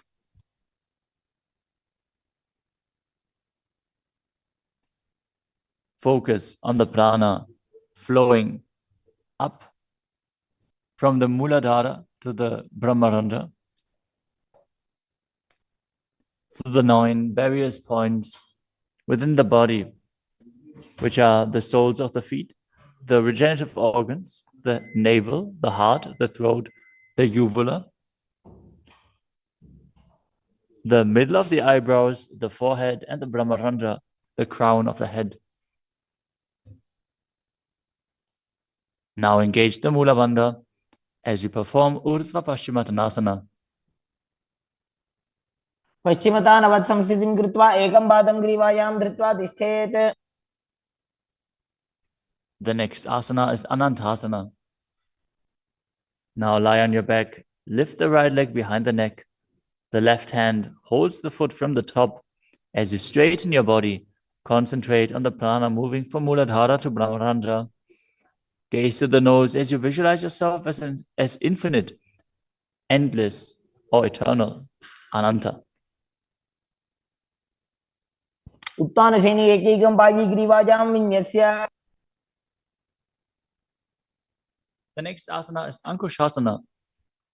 From Anantasana, rest on the elbow of the hand holding the foot.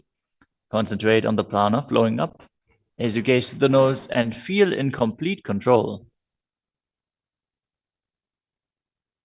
उत्तानशयित एकैकं पादं ग्रीवायां विन्यस्य.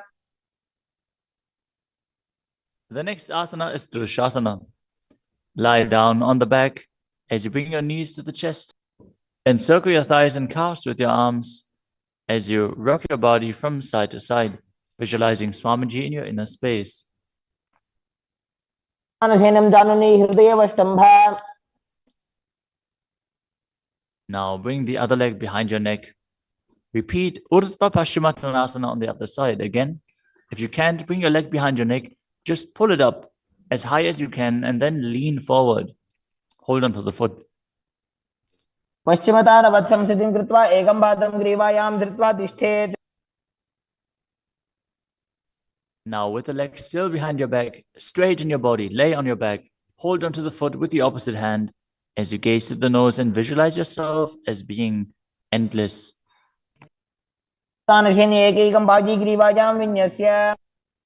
Now roll onto your elbow and feel in complete control in Ankushasana. उत्तानशयित एकैकं पादं ग्रीवायां कुर्वन्. The next asana is Yoga Nidra. As you lie on your back, lift your legs one by one up behind your head. Hold your hands behind your back as you gaze to the nose. Visualize Swamiji in your inner space and focus on the upward flowing prana. पादाभ्यां वेष्टयेत् कण्ठं हस्ताभ्यां पृष्ठबन्धनम्. The next asana is Atmadhammasana.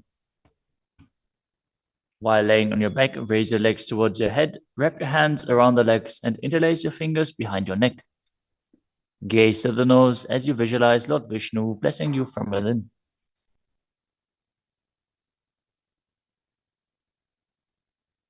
आत्मा राम आसन प्रथम सुधो सोवे. The next asana is Kochikasana. As you lay on your back, bring your knees to the chest with the soles facing up and extend your arms out sideways. Gaze to your third eye as you visualize Swamiji in your inner space.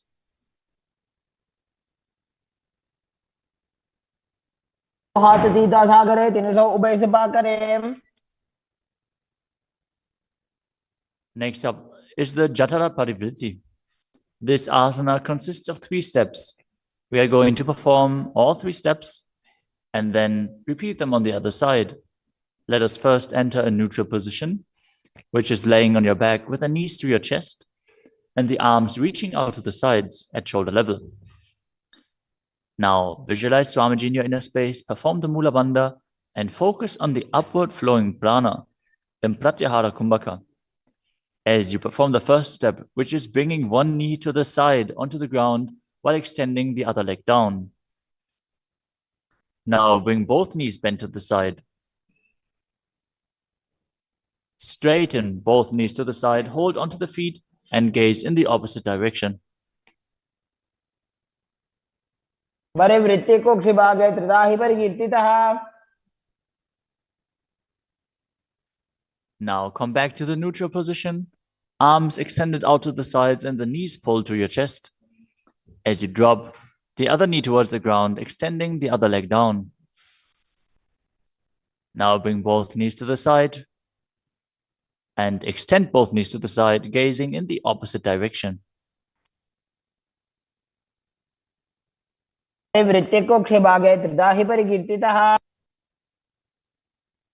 Next up is the Dvipadapitam. As you lay on your back, bend your knees and place your feet flat on the ground. Hold onto your ankles and lift your hips up, gazing to the nose and visualizing yourself as sturdy as a bridge. As you start breathing in the Mocha Kumbhaka, as you keep the Jalandhara Bandha engaged while exhaling, force the air out through the throat lock gently.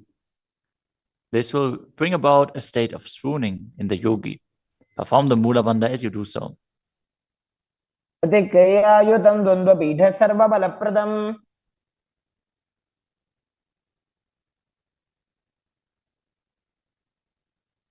Next up is Palyankasana. Laying on your back with the feet flat on the mat, bring your arms over your head and place your hands flat on the mat as well, with the fingers pointing towards your feet. Lift your entire body up off the ground as you visualize yourself as sturdy as stone furniture.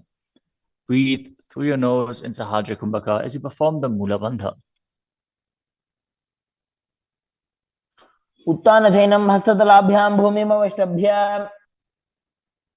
The next asana is Shvatanasana.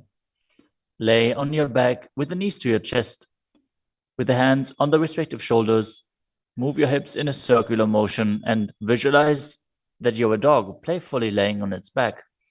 Perform the Mula Bandha as you do so.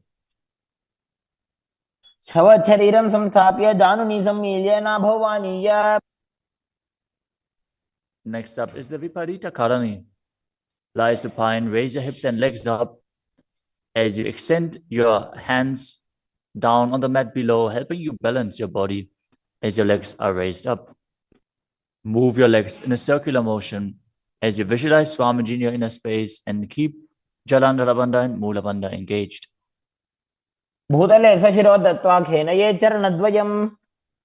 Next up is the Viparita Karani too. Now stop the movement of your legs. Keep them pointing up straight as you visualize Swamiji in your inner space.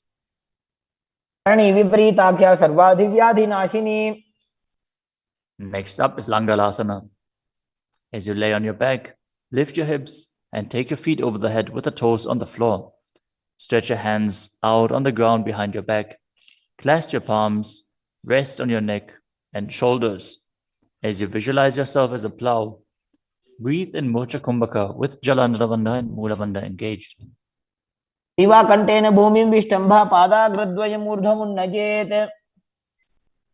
The next asana is Sajita Paschimottanasana. As you lie on your back in the same position, bring your hands to the feet. Pull your thighs to the chest and hold on to the toes as you keep your arms and legs straight. This is one of the 84 different asanas revealed directly by Lord Paramashiva himself. Visualize Paramashiva as you perform Jalandhara Bandha and Mula Bandha.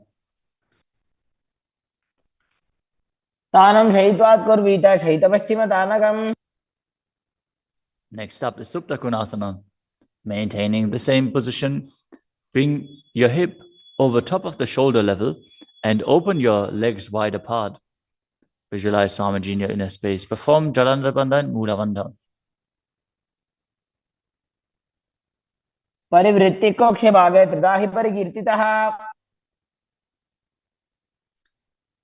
The next asana is Chakrasana.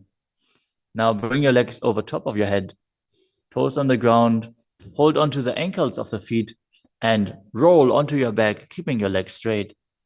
Visualize yourself as a chakra, a wheel, as you perform Jalandhara Bandha and Mula Bandha.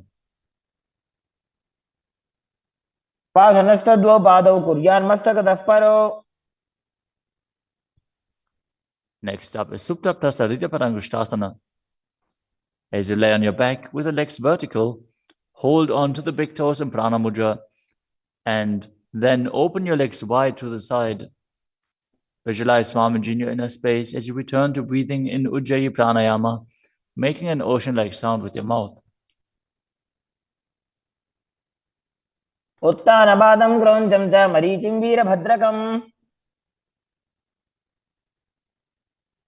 The next asana is Supta Padangushtasana. Now, hold onto the big toes and join your feet together above your body, keeping your legs straight and your arms straight as well.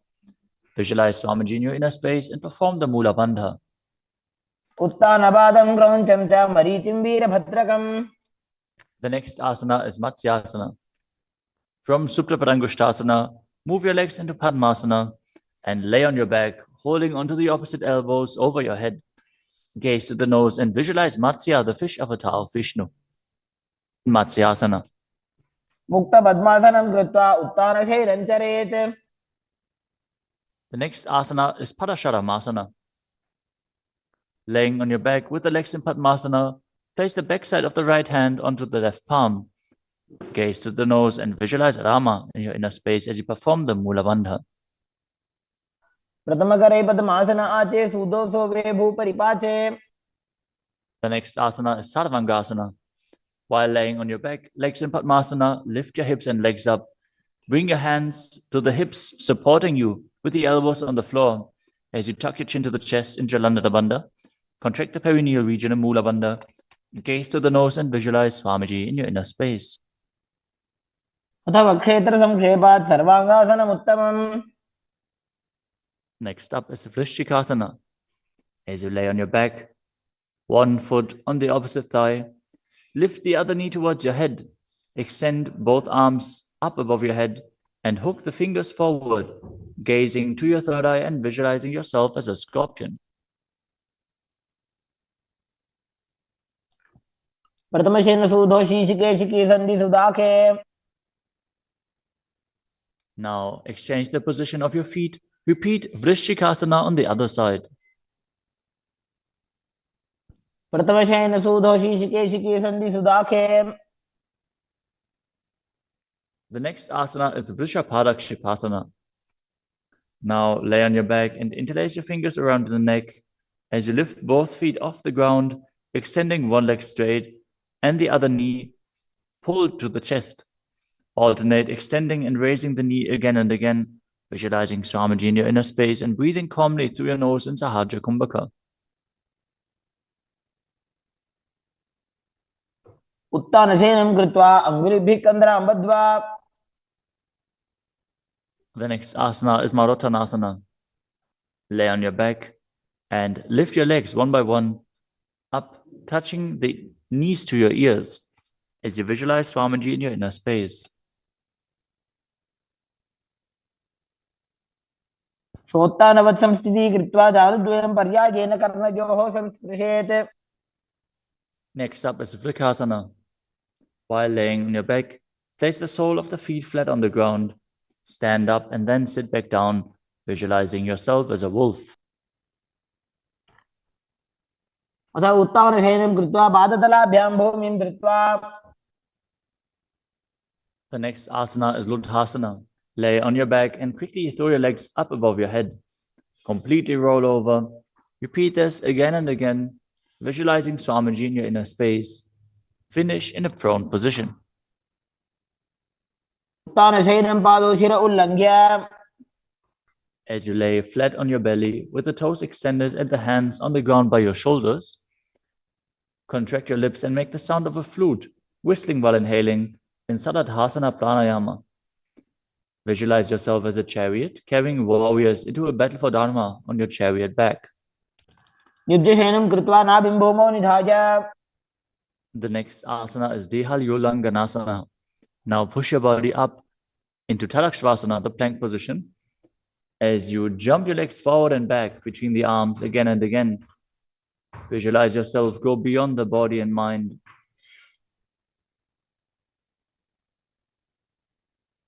हस्तद्वयं बद्ध्वा तन्मध्यचरणद्वयम् उड्डानैव बहिरानीय. The next asana is Jatyasana. From a standing position, bend forward and place your hands on the mat, walking back and forth as you visualize yourself as a wise 60-year-old elephant. अथ जात्यासनं वक्ष्ये येन जातिस्मरो भवेत्. Next up is the Luritika Karana. Stand with your knees bent, feet pointing outwards, and bend your elbows. Keep your hands at the chest level. Swiftly move your arms across your body and then bring them back to the center. Tilt your head back, open up your chest towards the sky, and move your head in all directions. The next asana is Sarapasana. As you tie your feet with a rope, stand erect like a rod. Keep your arms at the side of your body with the hands touching your thighs. Visualize that your Kundalini, Devi, is raising and curling upwards around your body. As you breathe calmly through your nose in Sahaja Kumbhaka, leading the prana along your spine, contract the perineal region. Force the Kundalini Shakti up. As you internally chant Om Nithyananda Paramashivoham. अथ सर्पासनं वक्ष्ये वायुपाणाय केवलम्. The next asana is Ushtrasadhanasana. While standing, place all fingers on the mat and then stand on your hands. Keep your feet on the fists as you begin to move and walk like a camel. Visualize yourself as a camel as you walk around on the mat.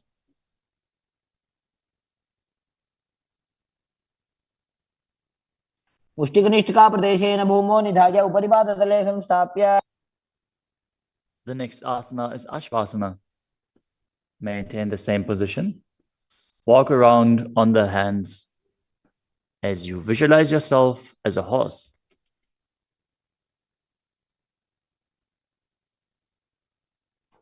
मुष्टिकनिष्ठिकाप्रदेशेन भूमौ निधाय. The next asana is Kapota Nitakasana. As you stand straight with the feet together, interlace your hands behind your back in Padusha Mudra. Pull them down towards your calves as you open up your chest widely. Visualize yourself as a soaring bird diving. पादतले भूमौ निधाय. Next up is the Tala Pushpa Putam Karana. Stand tall with the palms together in Namaskara Mudra as you gently bend your knees and keep the toes pointing outwards. Simultaneously open up the palms and raise one heel off the ground as you slightly lower the waist and shoulder of the respective heel, bowing to both sides. As you visualize you're holding a bouquet of flowers and offering it to Paramashiva. Next asana is Khadgasana.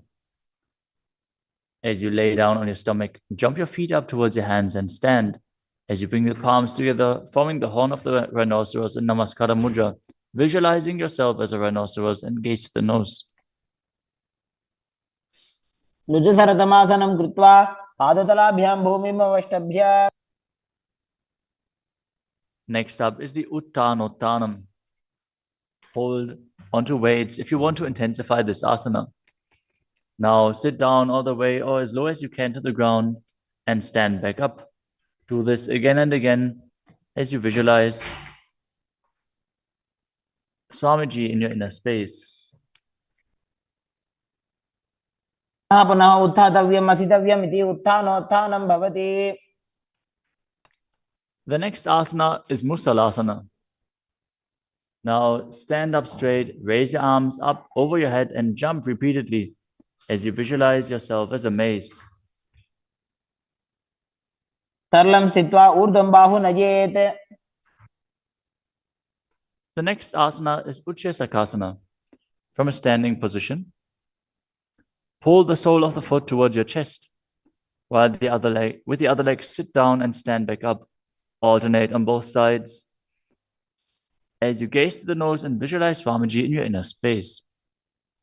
एकैकं पादतलं कुक्षौ निधाय. Next up is the Parshva Karana. Now stand and keep one leg slightly bent with the toes pointing to the side. Bend and lift the opposite knee towards your chest, pointing the toes downwards. Keep your arms holding the knee with a hand in a fist as you place the other hand on top of the respective thigh with the fingers pointing inwards. The next asana is Tandavasana. You can hold weights to intensify this asana. Visualize yourself fiercely dancing as Lord Shiva. As you stand on one leg with the opposite leg extended forward, lower your body down to the mat and then stand back up straight. एकेन पादेन स्थातव्यं ताण्डवासनं भवति. The next asana is Brahmanasana. Now place one foot onto the opposite thigh as you stand erect on the mat like a rod. Keep your hands by the sides, visualizing yourself being blessed by Lord Brahma. ब्राह्मणासनमावक्ष्ये यत्कृत्वा ब्राह्मणो भवेत्. The next asana is Garudasana 3.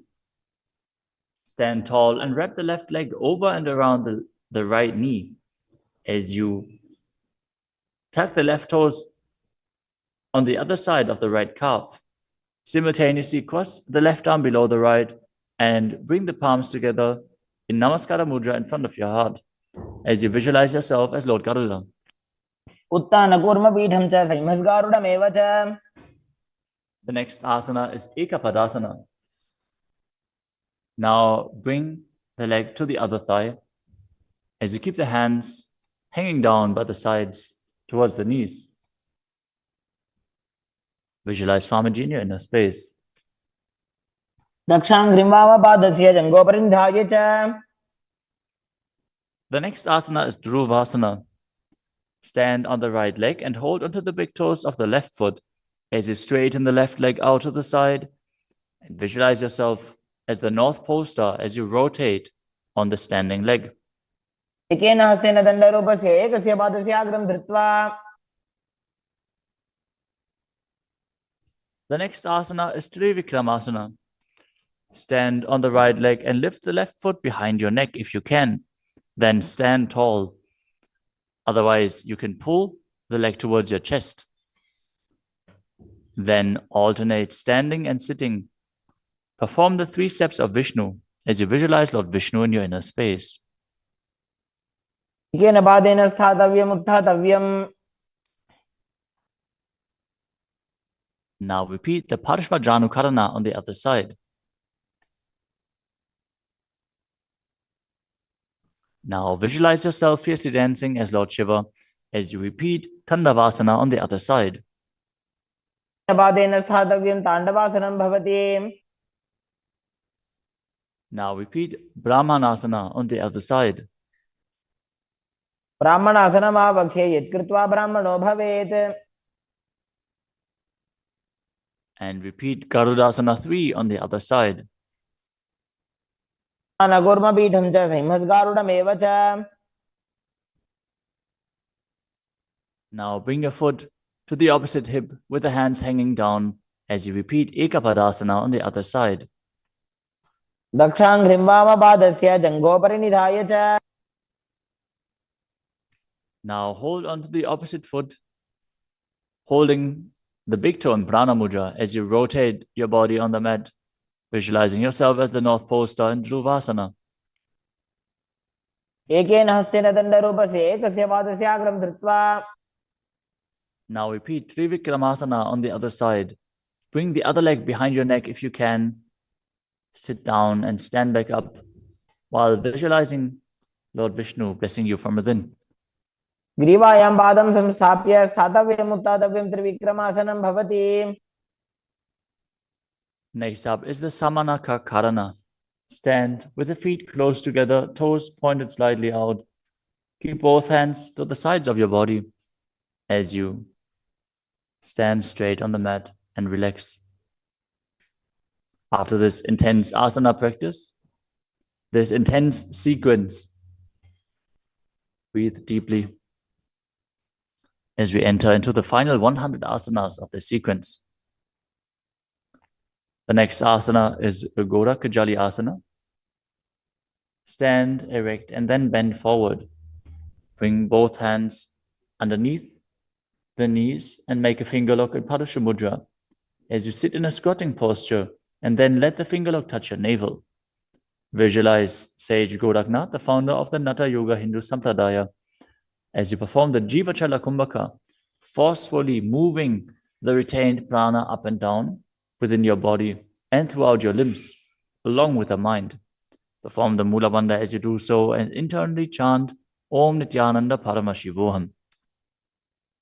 प्रथम ही उभो होए बाहुरी नीचो पुनि होवे.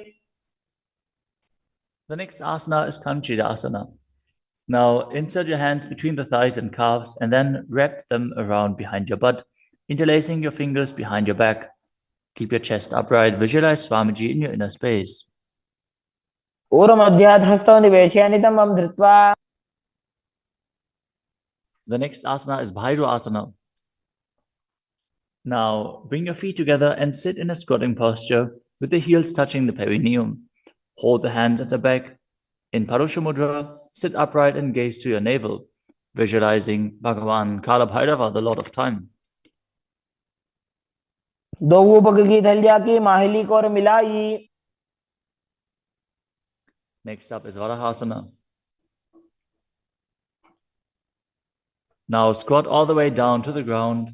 Keep your feet together, toes apart.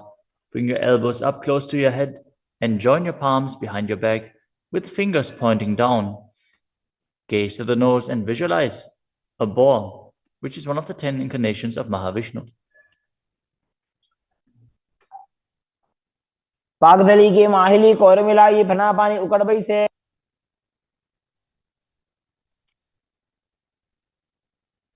The next asana is Pripitasana. With the heels touching, bring your hips to the same level as your knees. Let your hands hang down. Hold on to the big toes in Prana Mudra as you visualize Swamiji in your inner space and perform the Mula Bandha. पार्श्वद्वयं मील्य स्थित्वा नितम्बं जानुप्रदेश आनीय. Next up is Bakasana. Now place your hands on the mat, fingers wide, and place your knees onto the back of your arms with the eyes forward. Lean forward and down, lifting your feet off the ground as you visualize yourself as a crow.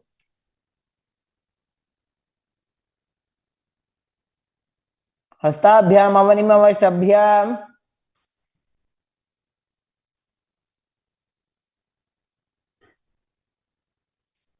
The next asana is Sushtanga Kapali Asana. Now kneel down, head on the ground, with the palms spread for support. Raise your body on your head and place your legs into Padmasana as you gaze to the nose and visualize Swamiji in your inner space. आसन को गुण कपाल आछो होई. The next asana is Guptasana. Lower your body down onto the mat and sit in a kneeling position.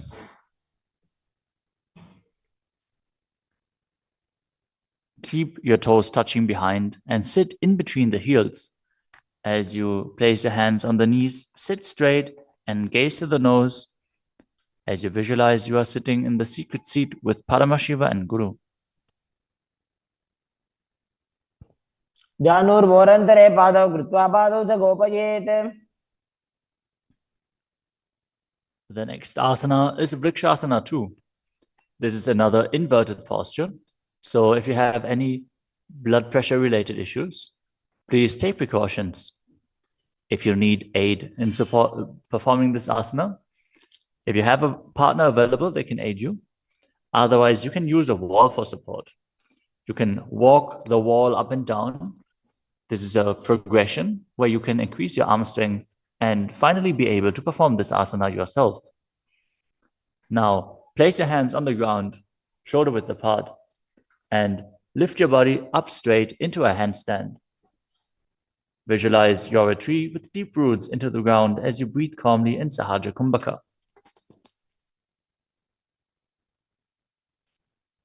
सप्तचक्रक्षालनाद्य vrikshasana विशेषकान्. Next up is Shibo Asana. Move your hands closer together and again enter the handstand posture. Visualize Tejas energy is flowing to your third eye. As you gaze up to your third eye, the Tejas energy will rejuvenate your body. दो पग जोड़ी माही Gulf मिलाए. The next asana is Matsyasana too. Now visualize yourself as a fish as you enter a plank position. Lower your body down to the mat and push it back up again and again as you engage the Mula Bandha. निब्जं शयनं कूर्परो पार्श्वभागायाम् ऊर्ध्वकृत्य. Next up is Sarpasana too. Lie prone on your belly with the hands on the hips and lift your chest to the left and right, visualizing and moving your body like a snake. शयनं कृत्वा हस्तौ नितम्बं संस्थाप्य Next up is Nidalambanasana. Lay prone on your belly with the hands in Padma Mudra, the lotus mudra, holding onto the chin. Keep the toes pointing backwards, feet together, as you feel self-supported and completely independent. कराभ्यां भङ्गजं कृत्वा तिष्ठेत् पुरपरया सुधीः. The next asana is Chakrasana. As you lay on your stomach, place your hands flat on the mat in front. Straighten your arms and bend your knees. Bring the feet towards the upper back and lift your head and chest up, visualizing yourself as an umbrella protecting your guru from the sun rays. अर्ध्यासनवस्थित्वा हस्ततलाभ्यां भूमिं वष्टभ्य. The next asana is Vajrasana. Now sit on the knees with the tops of the feet flat on the mat. Bring your butt onto the heels. Stretch your arms out in front and place the palms facing down as you bring your forehead to the mat. Gaze to the nose. Visualize yourself as Vajra, the weapon of Indra, symbolizing your indestructibility. इदानीं गर्भिणीनां योगाभ्यासो यथा लघु. Next asana is Meshasana. Now place your hands flat on the ground, shoulder width apart, and raise your hips up high into Gajasana. Then alternate striking the ground with your hands as you experience yourself as powerful as a ram. गजासन संस्थितो एकैकं बाहुं भूमौ ताडयेत्. The next asana is Ajasana. From Gajasana position, lift your legs up into the air and slowly bring your forehead to the ground. Visualize yourself as unborn, existing for all eternity. गजासन संस्थितो पादद्वयम् अन्तराले कृत्य. The next asana is Dhanantarasana. As you sit on your heels with the legs together, interlace your fingers around the toes. Pull the feet towards your perineum and then place your hands on the respective knees. Keep your spine straight, gaze to the nose as you visualize Swamiji in your inner space and return to breathing in Ujjayi Pranayama, making an ocean-like sound with your mouth. पूर्व विधि परिहाता की काकसीस्यो भणा शरामोडी. Next up is the Angamotanam. Interlace your fingers in front of your body and then behind you, stretching your arms forward to the sides and backwards as you give massage to various different joints and muscles within your body. Visualize Swamiji as you do so. हस्तयोः अङ्गुले बद्ध्वा हस्तयोर्मध्यात् सर्वमङ्गं निष्कासयित्वा. Next up is Garudasana form. Now sit on your heels in Vajrasana as you turn your feet out to the sides. Keep your thighs and knees resting on the ground. Keep your spine straight, hands on the knees.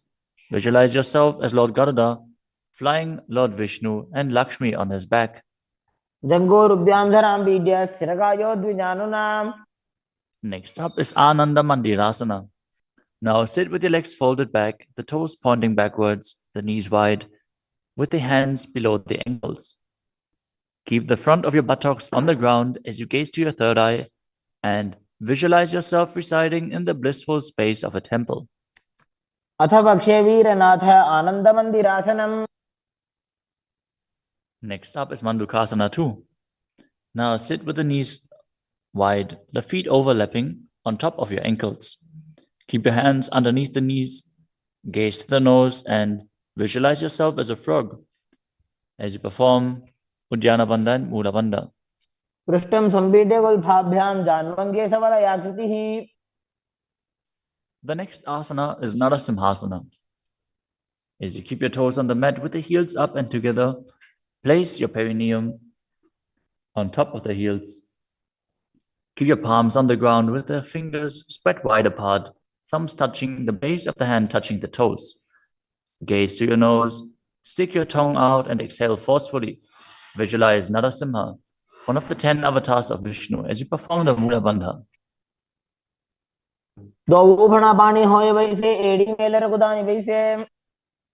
The next asana is Vishrakasana. Sit on the toes and place your perineum on the heels as you separate your knees and place them on the ground. Make a hollow of your palms and place it on your mouth. Keep your thumbs under the teeth and close your lips. Gaze to your nose. Inhale through the right nostril and exhale through your mouth as per your capacity in Vishraka Pranayama. Visualize yourself as Devi, presiding over any and all minuscule fears you might have.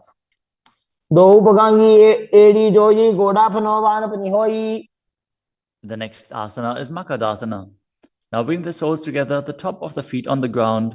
As you sit on the heels, bend your elbows, bring your fingers to the armpits, and imitate as if you were a monkey stretching itself. Visualize yourself as a playful monkey as you gaze to your third eye and perform the Mula Bandha.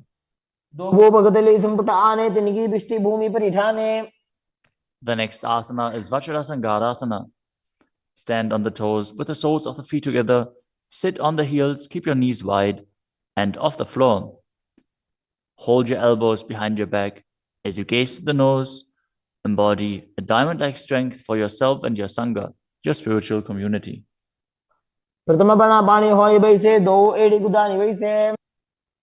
The next asana is Kanjanasana. Now keep the toes down, ankles crossed behind, and sit on the heels. Place your palms on the mat to the sides as you gaze to the nose and visualize perfect health beyond any and all physical or mental ailments.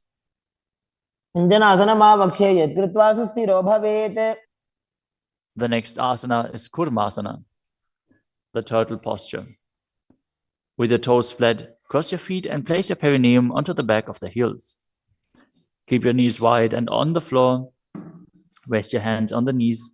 Gaze to the nose and visualize a turtle with a stable body and mind to live for hundreds of years.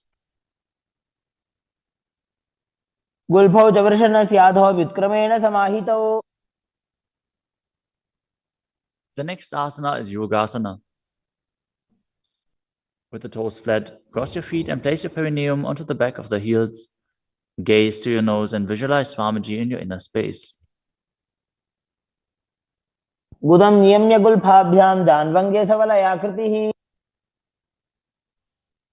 The next asana is Vijogasana. Now stand on your knees. Cross your ankles behind with the feet near the opposite knee.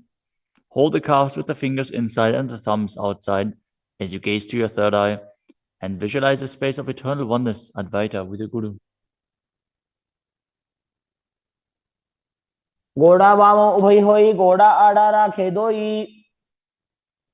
The next asana is Ushtrasana 2. In a kneeling position, bend backwards, hold your ankles with your hands and keep your arms straight. Push your hips forward and tilt your head back as you visualize yourself as a camel.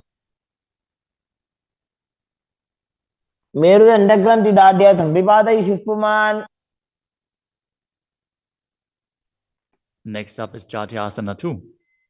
With the heels together and the hands on the soles of the feet, slowly lean back. Bring the elbows down to the mat, followed by the back of your head. Gaze to the nose and experience yourself as a lotus blooming.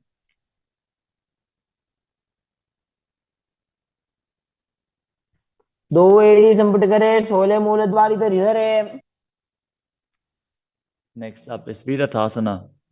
Sit on the knees with the thighs and calves together. Lean back and touch your back to the ground. Then rise back up. Do this again and again as you visualize the healing and liberation of all causal, subtle forms of your body. Gaze to the nose and perform the Mula Bandha.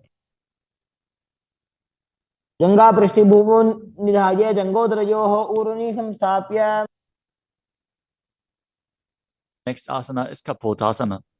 From Viratasana, raise your hips higher. Bring your forearms to the mat and hold the back of the heels. As you bring your head in between the feet, visualize yourself as a beautiful dove and perform the Mula Bandha. The next asana is Vadasana. Now stand upright on the knees with the toes tucked. Hold your arms with opposite hands and gaze to the nose. This is the boon-fulfilling posture. Receive your boon from Paramashiva.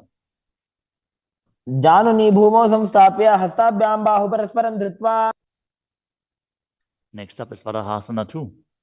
Keep your knees together, toes tucked behind. Lean forward as you bring the elbows to the mat, with your hands holding the head.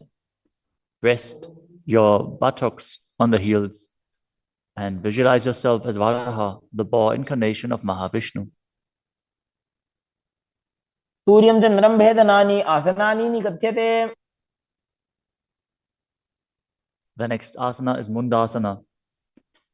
This is another inverted posture. Use a wall for support if needed. Now kneel down, place your elbows on the mat, shoulder width apart. Interlace your fingers and place your head onto the mat, supporting it with both hands. Walk your feet forward until your hips align with the shoulders and then raise your legs straight up. Be stable. Gaze to the nose. Visualize yourself as a lopped tree as you breathe calmly through your nose in Sahadra Kumbhaka in Mundasana. अधो मुंडासनं वक्षे सर्वेषां प्राणिनां सुखम्. Next asana is Andhasana. In a kneeling position, place your head in between the knees and the elbows outside of the knees. Hold your head with both hands, gaze to the nose, and visualize Swamiji in your inner space as you breathe through your mouth and perform the Mula Bandha. प्रथम भगदली समठारावे कोरमा हिली उभे मिलावे. The next asana is Viparita Shalabhasana. You can hold weights to intensify this asana.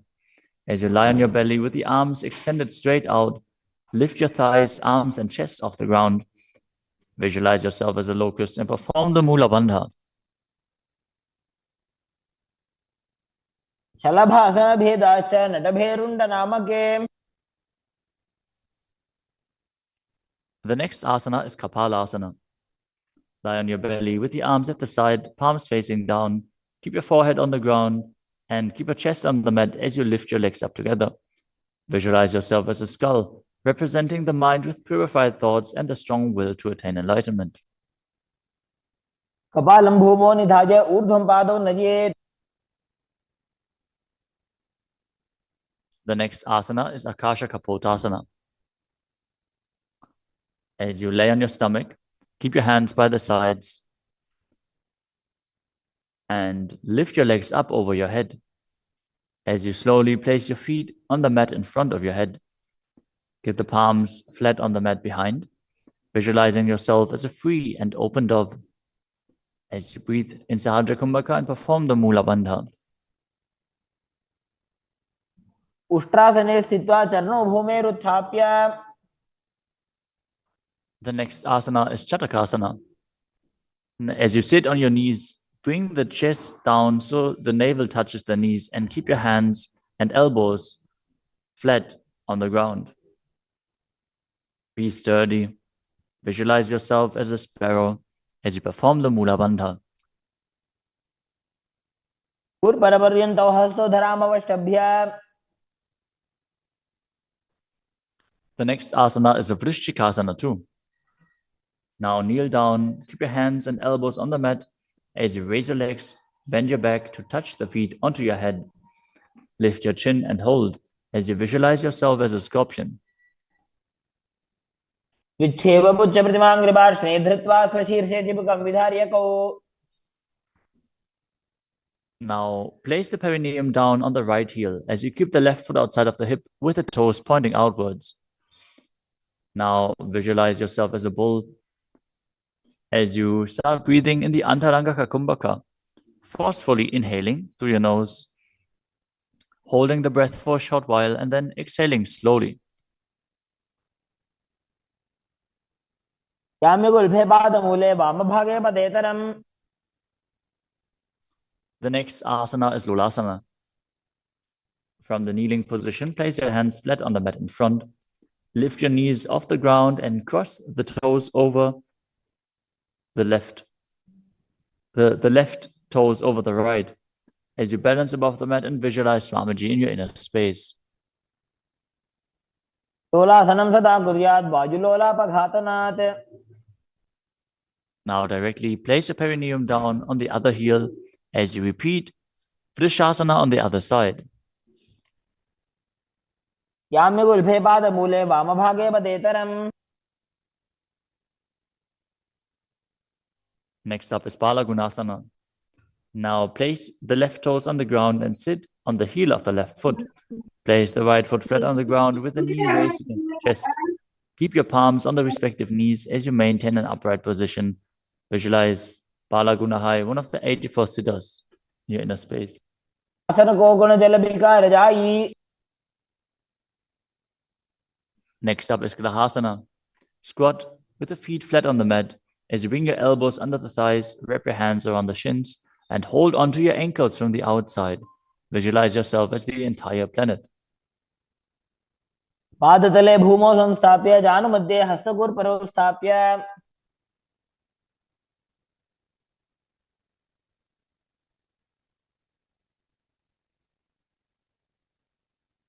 Next up is Balagunasana on the other side. Visualize Balagunahai, one of the 84 siddhas in your inner space. आसन को गुण जल बिकार जाई.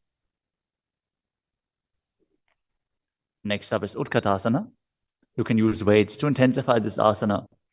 As you squat on your toes with the heels up, the knees off the mat, place your perineum onto the heels and your hands on the respective knees. Keep your spine upright, visualize Swamiji in your inner space and perform the Mula Bandha.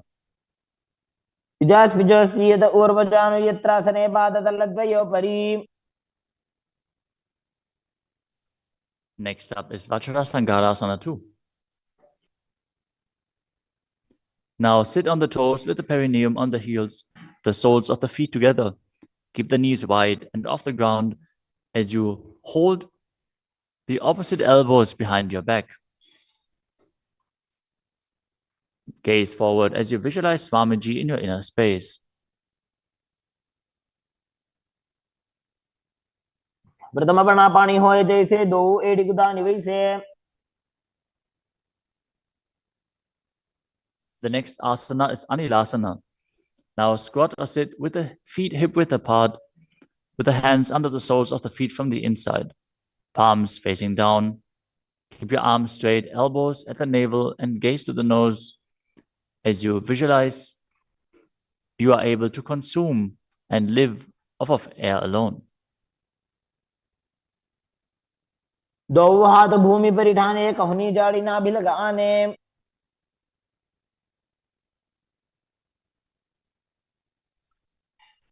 Next up is Padukasana. Now place the back of your hands on the mat with the fingers facing towards your body. Step the feet on top of the hands with your hands wrapped around the feet like a shoe. Start walking around on your mat as you visualize you're wearing padukas walking across India. हस्ततलयोः पादतले कृत्वा.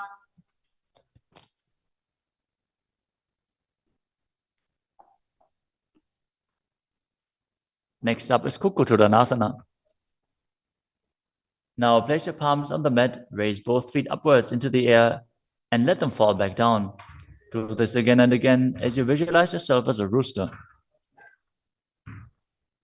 हस्ततले भूमौ कृत्वा पादतले च ऊर्ध्वमुड्डानं कृत्वा. Next up is Viparita Nrityasana. Now place your hands on the mat and raise your legs upwards into a handstand. As you move around on two hands dancing, feel yourself become free of all inhibitions. हस्ततलाभ्यां भूमिं वष्टभ्य. Next up is Kunjarasana. Now separate your feet and place one palm down on the mat with the arm straight. Bring the opposite arm towards your head. Be stable. Visualize Swamiji in your inner space. Breathe calmly in Sahadra Kumbhaka and perform the Mula Bandha. अथ पक्षे Mahadev कुञ्जरासनमुत्तमम्.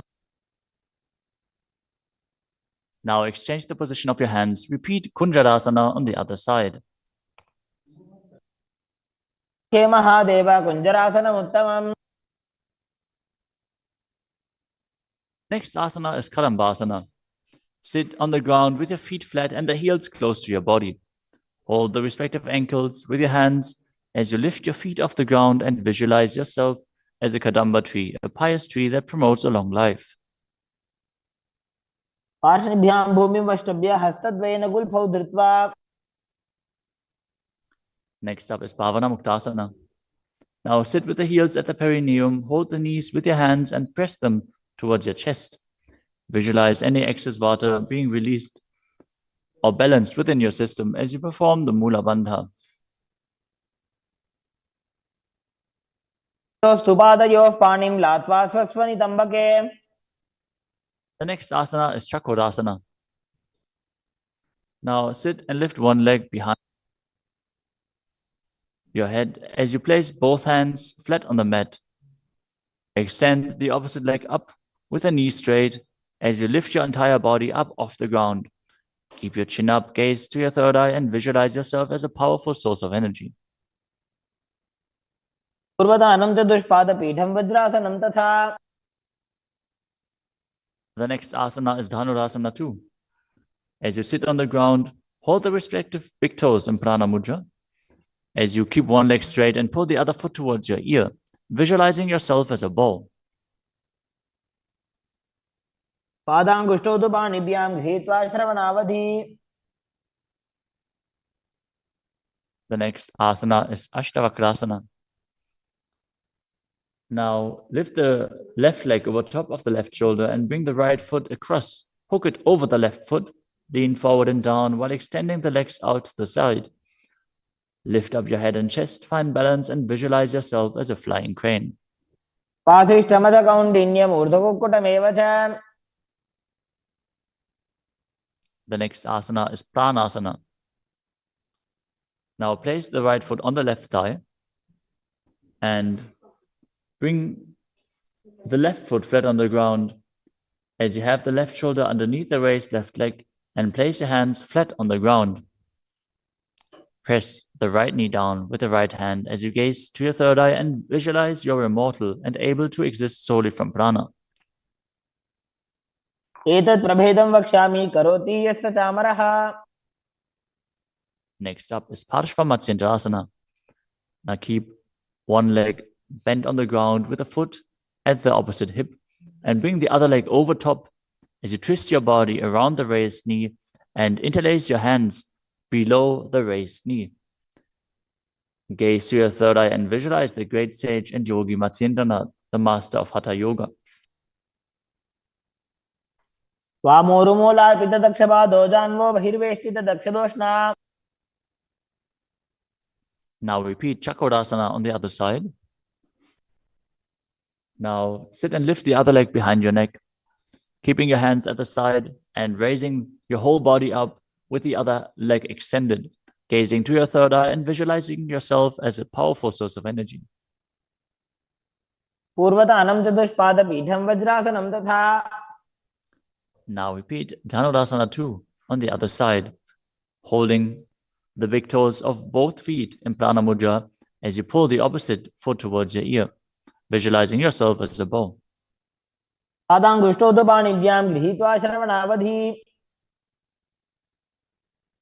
Now repeat Ashtavakrasana on the other side. Now lift the right leg over top of the right shoulder, cross the left foot over the right, and extend the legs out to the side, balancing as you visualize yourself as a flying crane. पाशिष्ठमदकौण्डिन्यम् ऊर्ध्वकुक्कुटमेव च. Now repeat Pranasana on the other side. Bring the other foot over top, shoulder underneath, push the knee down and place the other one on the ground as you visualize yourself being immortal and able to exist solely from prana. एतत् प्रभेदं वक्ष्यामि करोति यस्य चामरः.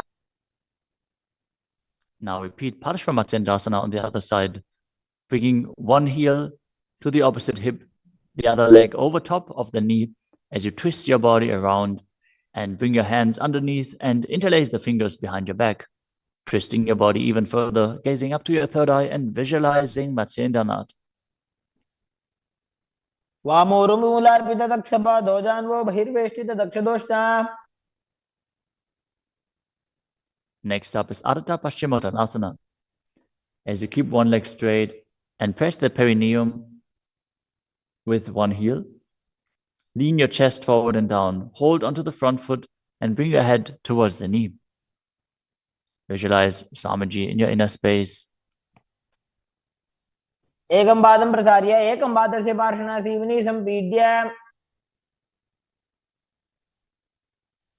Next up is Kranchasana. Now place your left ankle outside of the hip. Hold the sole of the right foot and lift the leg up towards your forehead. Keep the knees straight. Visualize yourself as a crane as you engage the Mula Bandha. उत्तानपादं क्रौञ्चं च मरीचिं वीरभद्रकम्. Now repeat Ardha Paschimottanasana on the other side, keeping the opposite heel against the perineum, leaning forward and down. Perform the Jiva Chala Kumbhaka, moving the prana up and down within your body. एकं पादं प्रसार्य एकं पादस्य पार्श्वनासीवनी सम्पीड्य. Now repeat Kranchasana on the other side. As you bring the other heel outside of the hip, extend the opposite leg up, holding the foot with the knee straight, visualizing yourself as a crane. उत्तानपादं क्रौञ्चं च मरीचिं वीरभद्रकम्. Next asana is Swastikasana. Now sit with the soles between the thighs and calves. Keep your spine straight, the palms resting on the knees. Gaze to the tip of the nose and embody peace, well-being, good fortune, and prosperity as you visualize a swastika. तानूर्भोरन्तरे सम्यक् कृत्वा पादतले उभे. Next up is Gorakshasana. As you keep your feet in the same position, cover your heels with the respective hands. Tuck your chin to the chest and gaze to the tip of your nose, visualizing the great sage Goraknath as you perform Jalandhara Bandha and Mula Bandha. तानूर्भोरन्तरे पादौ उत्तानो व्यक्तसंस्थितौ. Next up is Pakasana 2. Now bring the left heel to the perineum and the right foot on the left thigh. Visualize Swamiji in your inner space. Meditate on Arihanta, the Enlightened One. As you gaze to your third eye, perform the Mula Bandha and re-enter the Shanmukhi Mudra once more. As you exhale, close your eyes with the index fingers, nose with the middle fingers, mouth with ring and little fingers, the ears with your thumbs. वामपार्श्वौ गुदौ संस्थाप्य दक्षाङ्घ्रिवामजगने. Next up is Yogasana 2. As you keep your feet on top of the opposite knees, place your hands on the ground beside your body with the palms facing up. Keep your spine straight, gaze to your nose as you visualize Swamiji in your inner space. Start breathing in Kakachantra Kumbhaka, rolling up the tongue and keeping your mouth in the shape of the beak of a crow. As you inhale through the rolled up tongue, cooling down your body. उत्तानौ चरणौ कृत्वा संस्थाप्योपरि जानुनोः. Next up is Urdhva Kukutasana. Now rotate your hands next to your body and push your body off the mat, visualizing yourself as a rooster.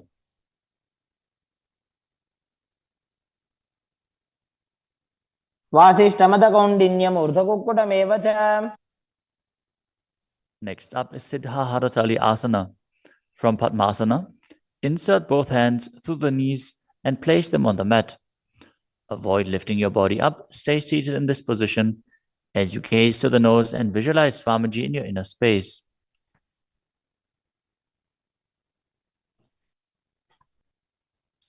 प्रथम पद्मासन को करे हस्तदो वो गोडासन दिधरे. Next up is Hamsasana. From Padmasana, lift your body off the ground as you gaze to your third eye and visualize yourself as an elegant swan. कुक्कुटासने स्थित्वा स्कन्धपर्यन्तं ऊरोनि नीत्वा. Next up is Karmukasana. From Padmasana, place your hands between the thighs and calves. Lean forward and while sitting, reach your hands behind your body in Parasha Mudra.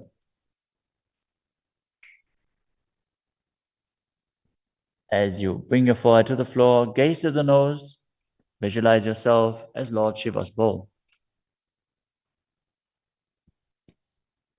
प्रथम पद्मासन को करे, घोड़ासन दिमाही करी धरे. The next asana is Kurmasana 2. Sitting in Padmasana, lift your knees and insert both hands through the thighs and calves. As you bend your elbows and hold onto the respective shoulders with your hands, visualize yourself as a turtle, having a stable body and mind to live for hundreds of years. By जंग पर दक्षिण बावा, दाई जंग पर by ल्यावा. The next asana is Granthi Bedasana. From Padmasana, insert both hands through the thighs and calves. Bend your elbows, hold the respective shoulders, tuck your chin to the chest, gaze at the nose and rejoice, knowing you're in Shiva's secret knot posture. अथ वक्षे नीलकंठा ग्रंथि भेदासनम Shubham.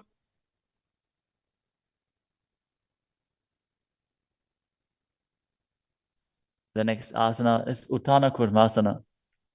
From Padmasana, insert both hands through the thighs and calves.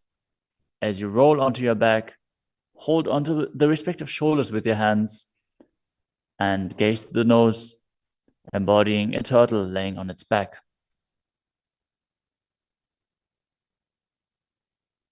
Kukkutasana बंधस्थम कराभ्याम धृत गंधरम. Next up is Pangukukutasana. From Padmasana, place both hands through the gap of the thighs and calves. Place one hand flat on the mat and hold its wrist with the other hand. Lift your body up off the mat, balancing on one arm as you visualize yourself as a rooster and perform the Mula Bandha. Kukkutasana स्थित्वा एकेन हस्तेन अन्यस्य प्रतिबन्धं धृत्वा. Now exchange the position of your hands. Lift your body up onto the other hand as you repeat Pangukukutasana on the other side. Kukkutasana स्थित्वा एकेन हस्तेन अन्यस्य प्रतिबन्धं धृत्वा. The next asana is Gridrasana. From Padmasana, place your elbows on the toes, interlace your fingers, and rest your chin on the knuckles. Keep your thumbs pressed to the throat as you visualize you have gone beyond all greed and covetous.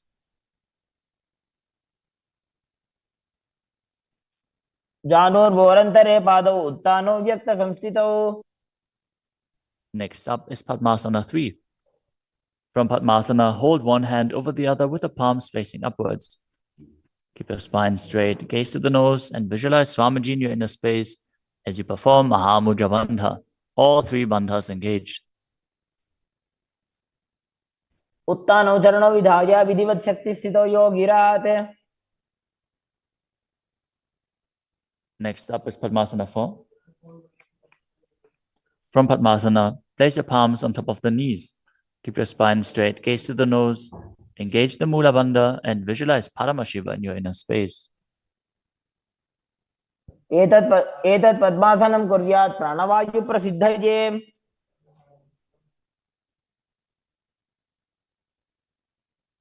Next up is Karmakasana 2. From Padmasana, keep the left hand on the left knee and hook the right hand around the big toes in Prana Mudra with index and middle fingers. As you pull your elbow back as if you're pulling a bowstring, moving the big toe in a circular motion. Visualize yourself as Pinaka, Lord Shiva's bow, as you repeat the movement on the other side as well. वक्षे योगपूरक रक्षणात्. Next up is Karmakasana 3. From Padmasana, cross your arms behind your back and hold onto the big toes in Prana Mudra as you gaze to the nose and visualize yourself as Paramashiva's bow.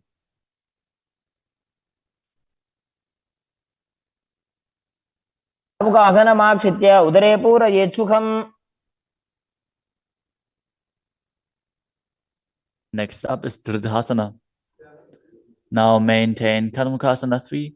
Lift your chest up and gaze to your third eye, visualizing that you are the action of Paramashiva's third eye, destroying anything you come across. ऊरुभ्यामुपरि स्थाप्य पादयुग्मं प्रयत्नतः. Next up is Nagadasana. From Karmakasana 3, With your arms behind your back, roll onto your back. Hold on to the big toes if you can. Otherwise, lay on your arms in Padmasana as you gaze to the nose and visualize yourself as a snake. प्रथम पद्मासन को टाने, दो हाथ पाछाने आने. Next up is Kandukasana. As you lie on your back, bend your knees with the feet off the ground. Embrace your knees to the chest. With the head touching the knees, roll your body up into a ball. As you breathe in Sahadra Kumbhaka. Petrasane sthitva hastabada nishkushya. Next up is Urdhva Bhavanasana. Lay on your back with the knees raised together, feet flat on the ground. Interlace your fingers behind your neck as you gaze to the nose and visualize Swamiji in your inner space. प्रथमे सूधो San करावे, गोड़ा उभा राशि मिलावे.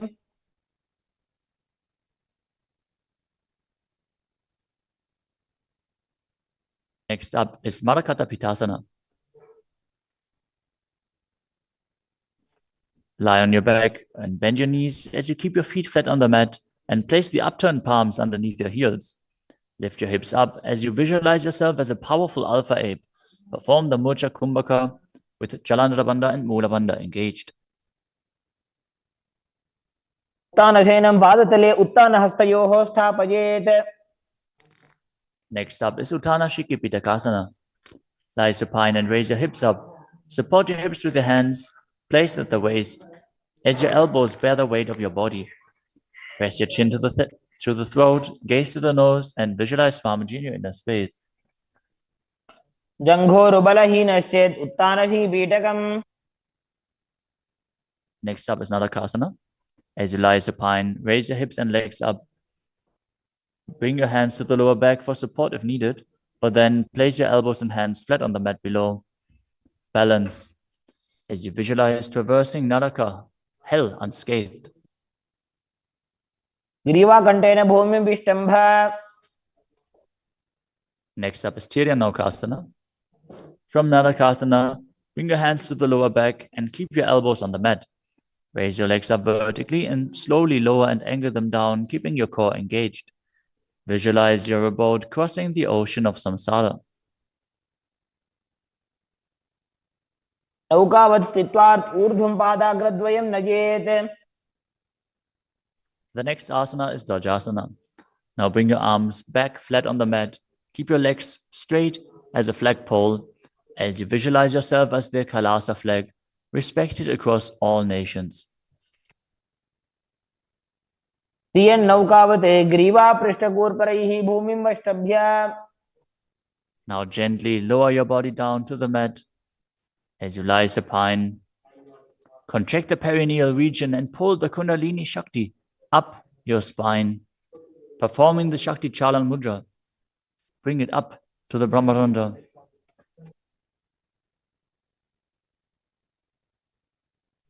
As you completely relax, unclutch from any micro movements of your body and mind, visualize your body as dead and the Supreme Pontiff of Hinduism, Swamiji, is liberating you as you internally chant the japa Om Nithyananda Paramashivoham.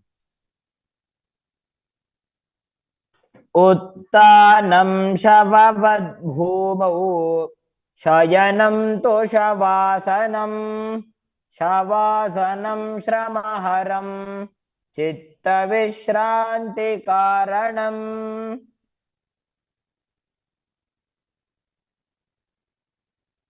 ॐ नित्यानन्द परमशिवोऽहम्. ॐ नित्यानन्द परमशिवोऽहम्. ॐ नित्यानन्द परमशिवोऽहम्. ॐ नित्यानन्द परमशिवोऽहम्. ॐ नित्यानन्द परमशिवोऽहम्.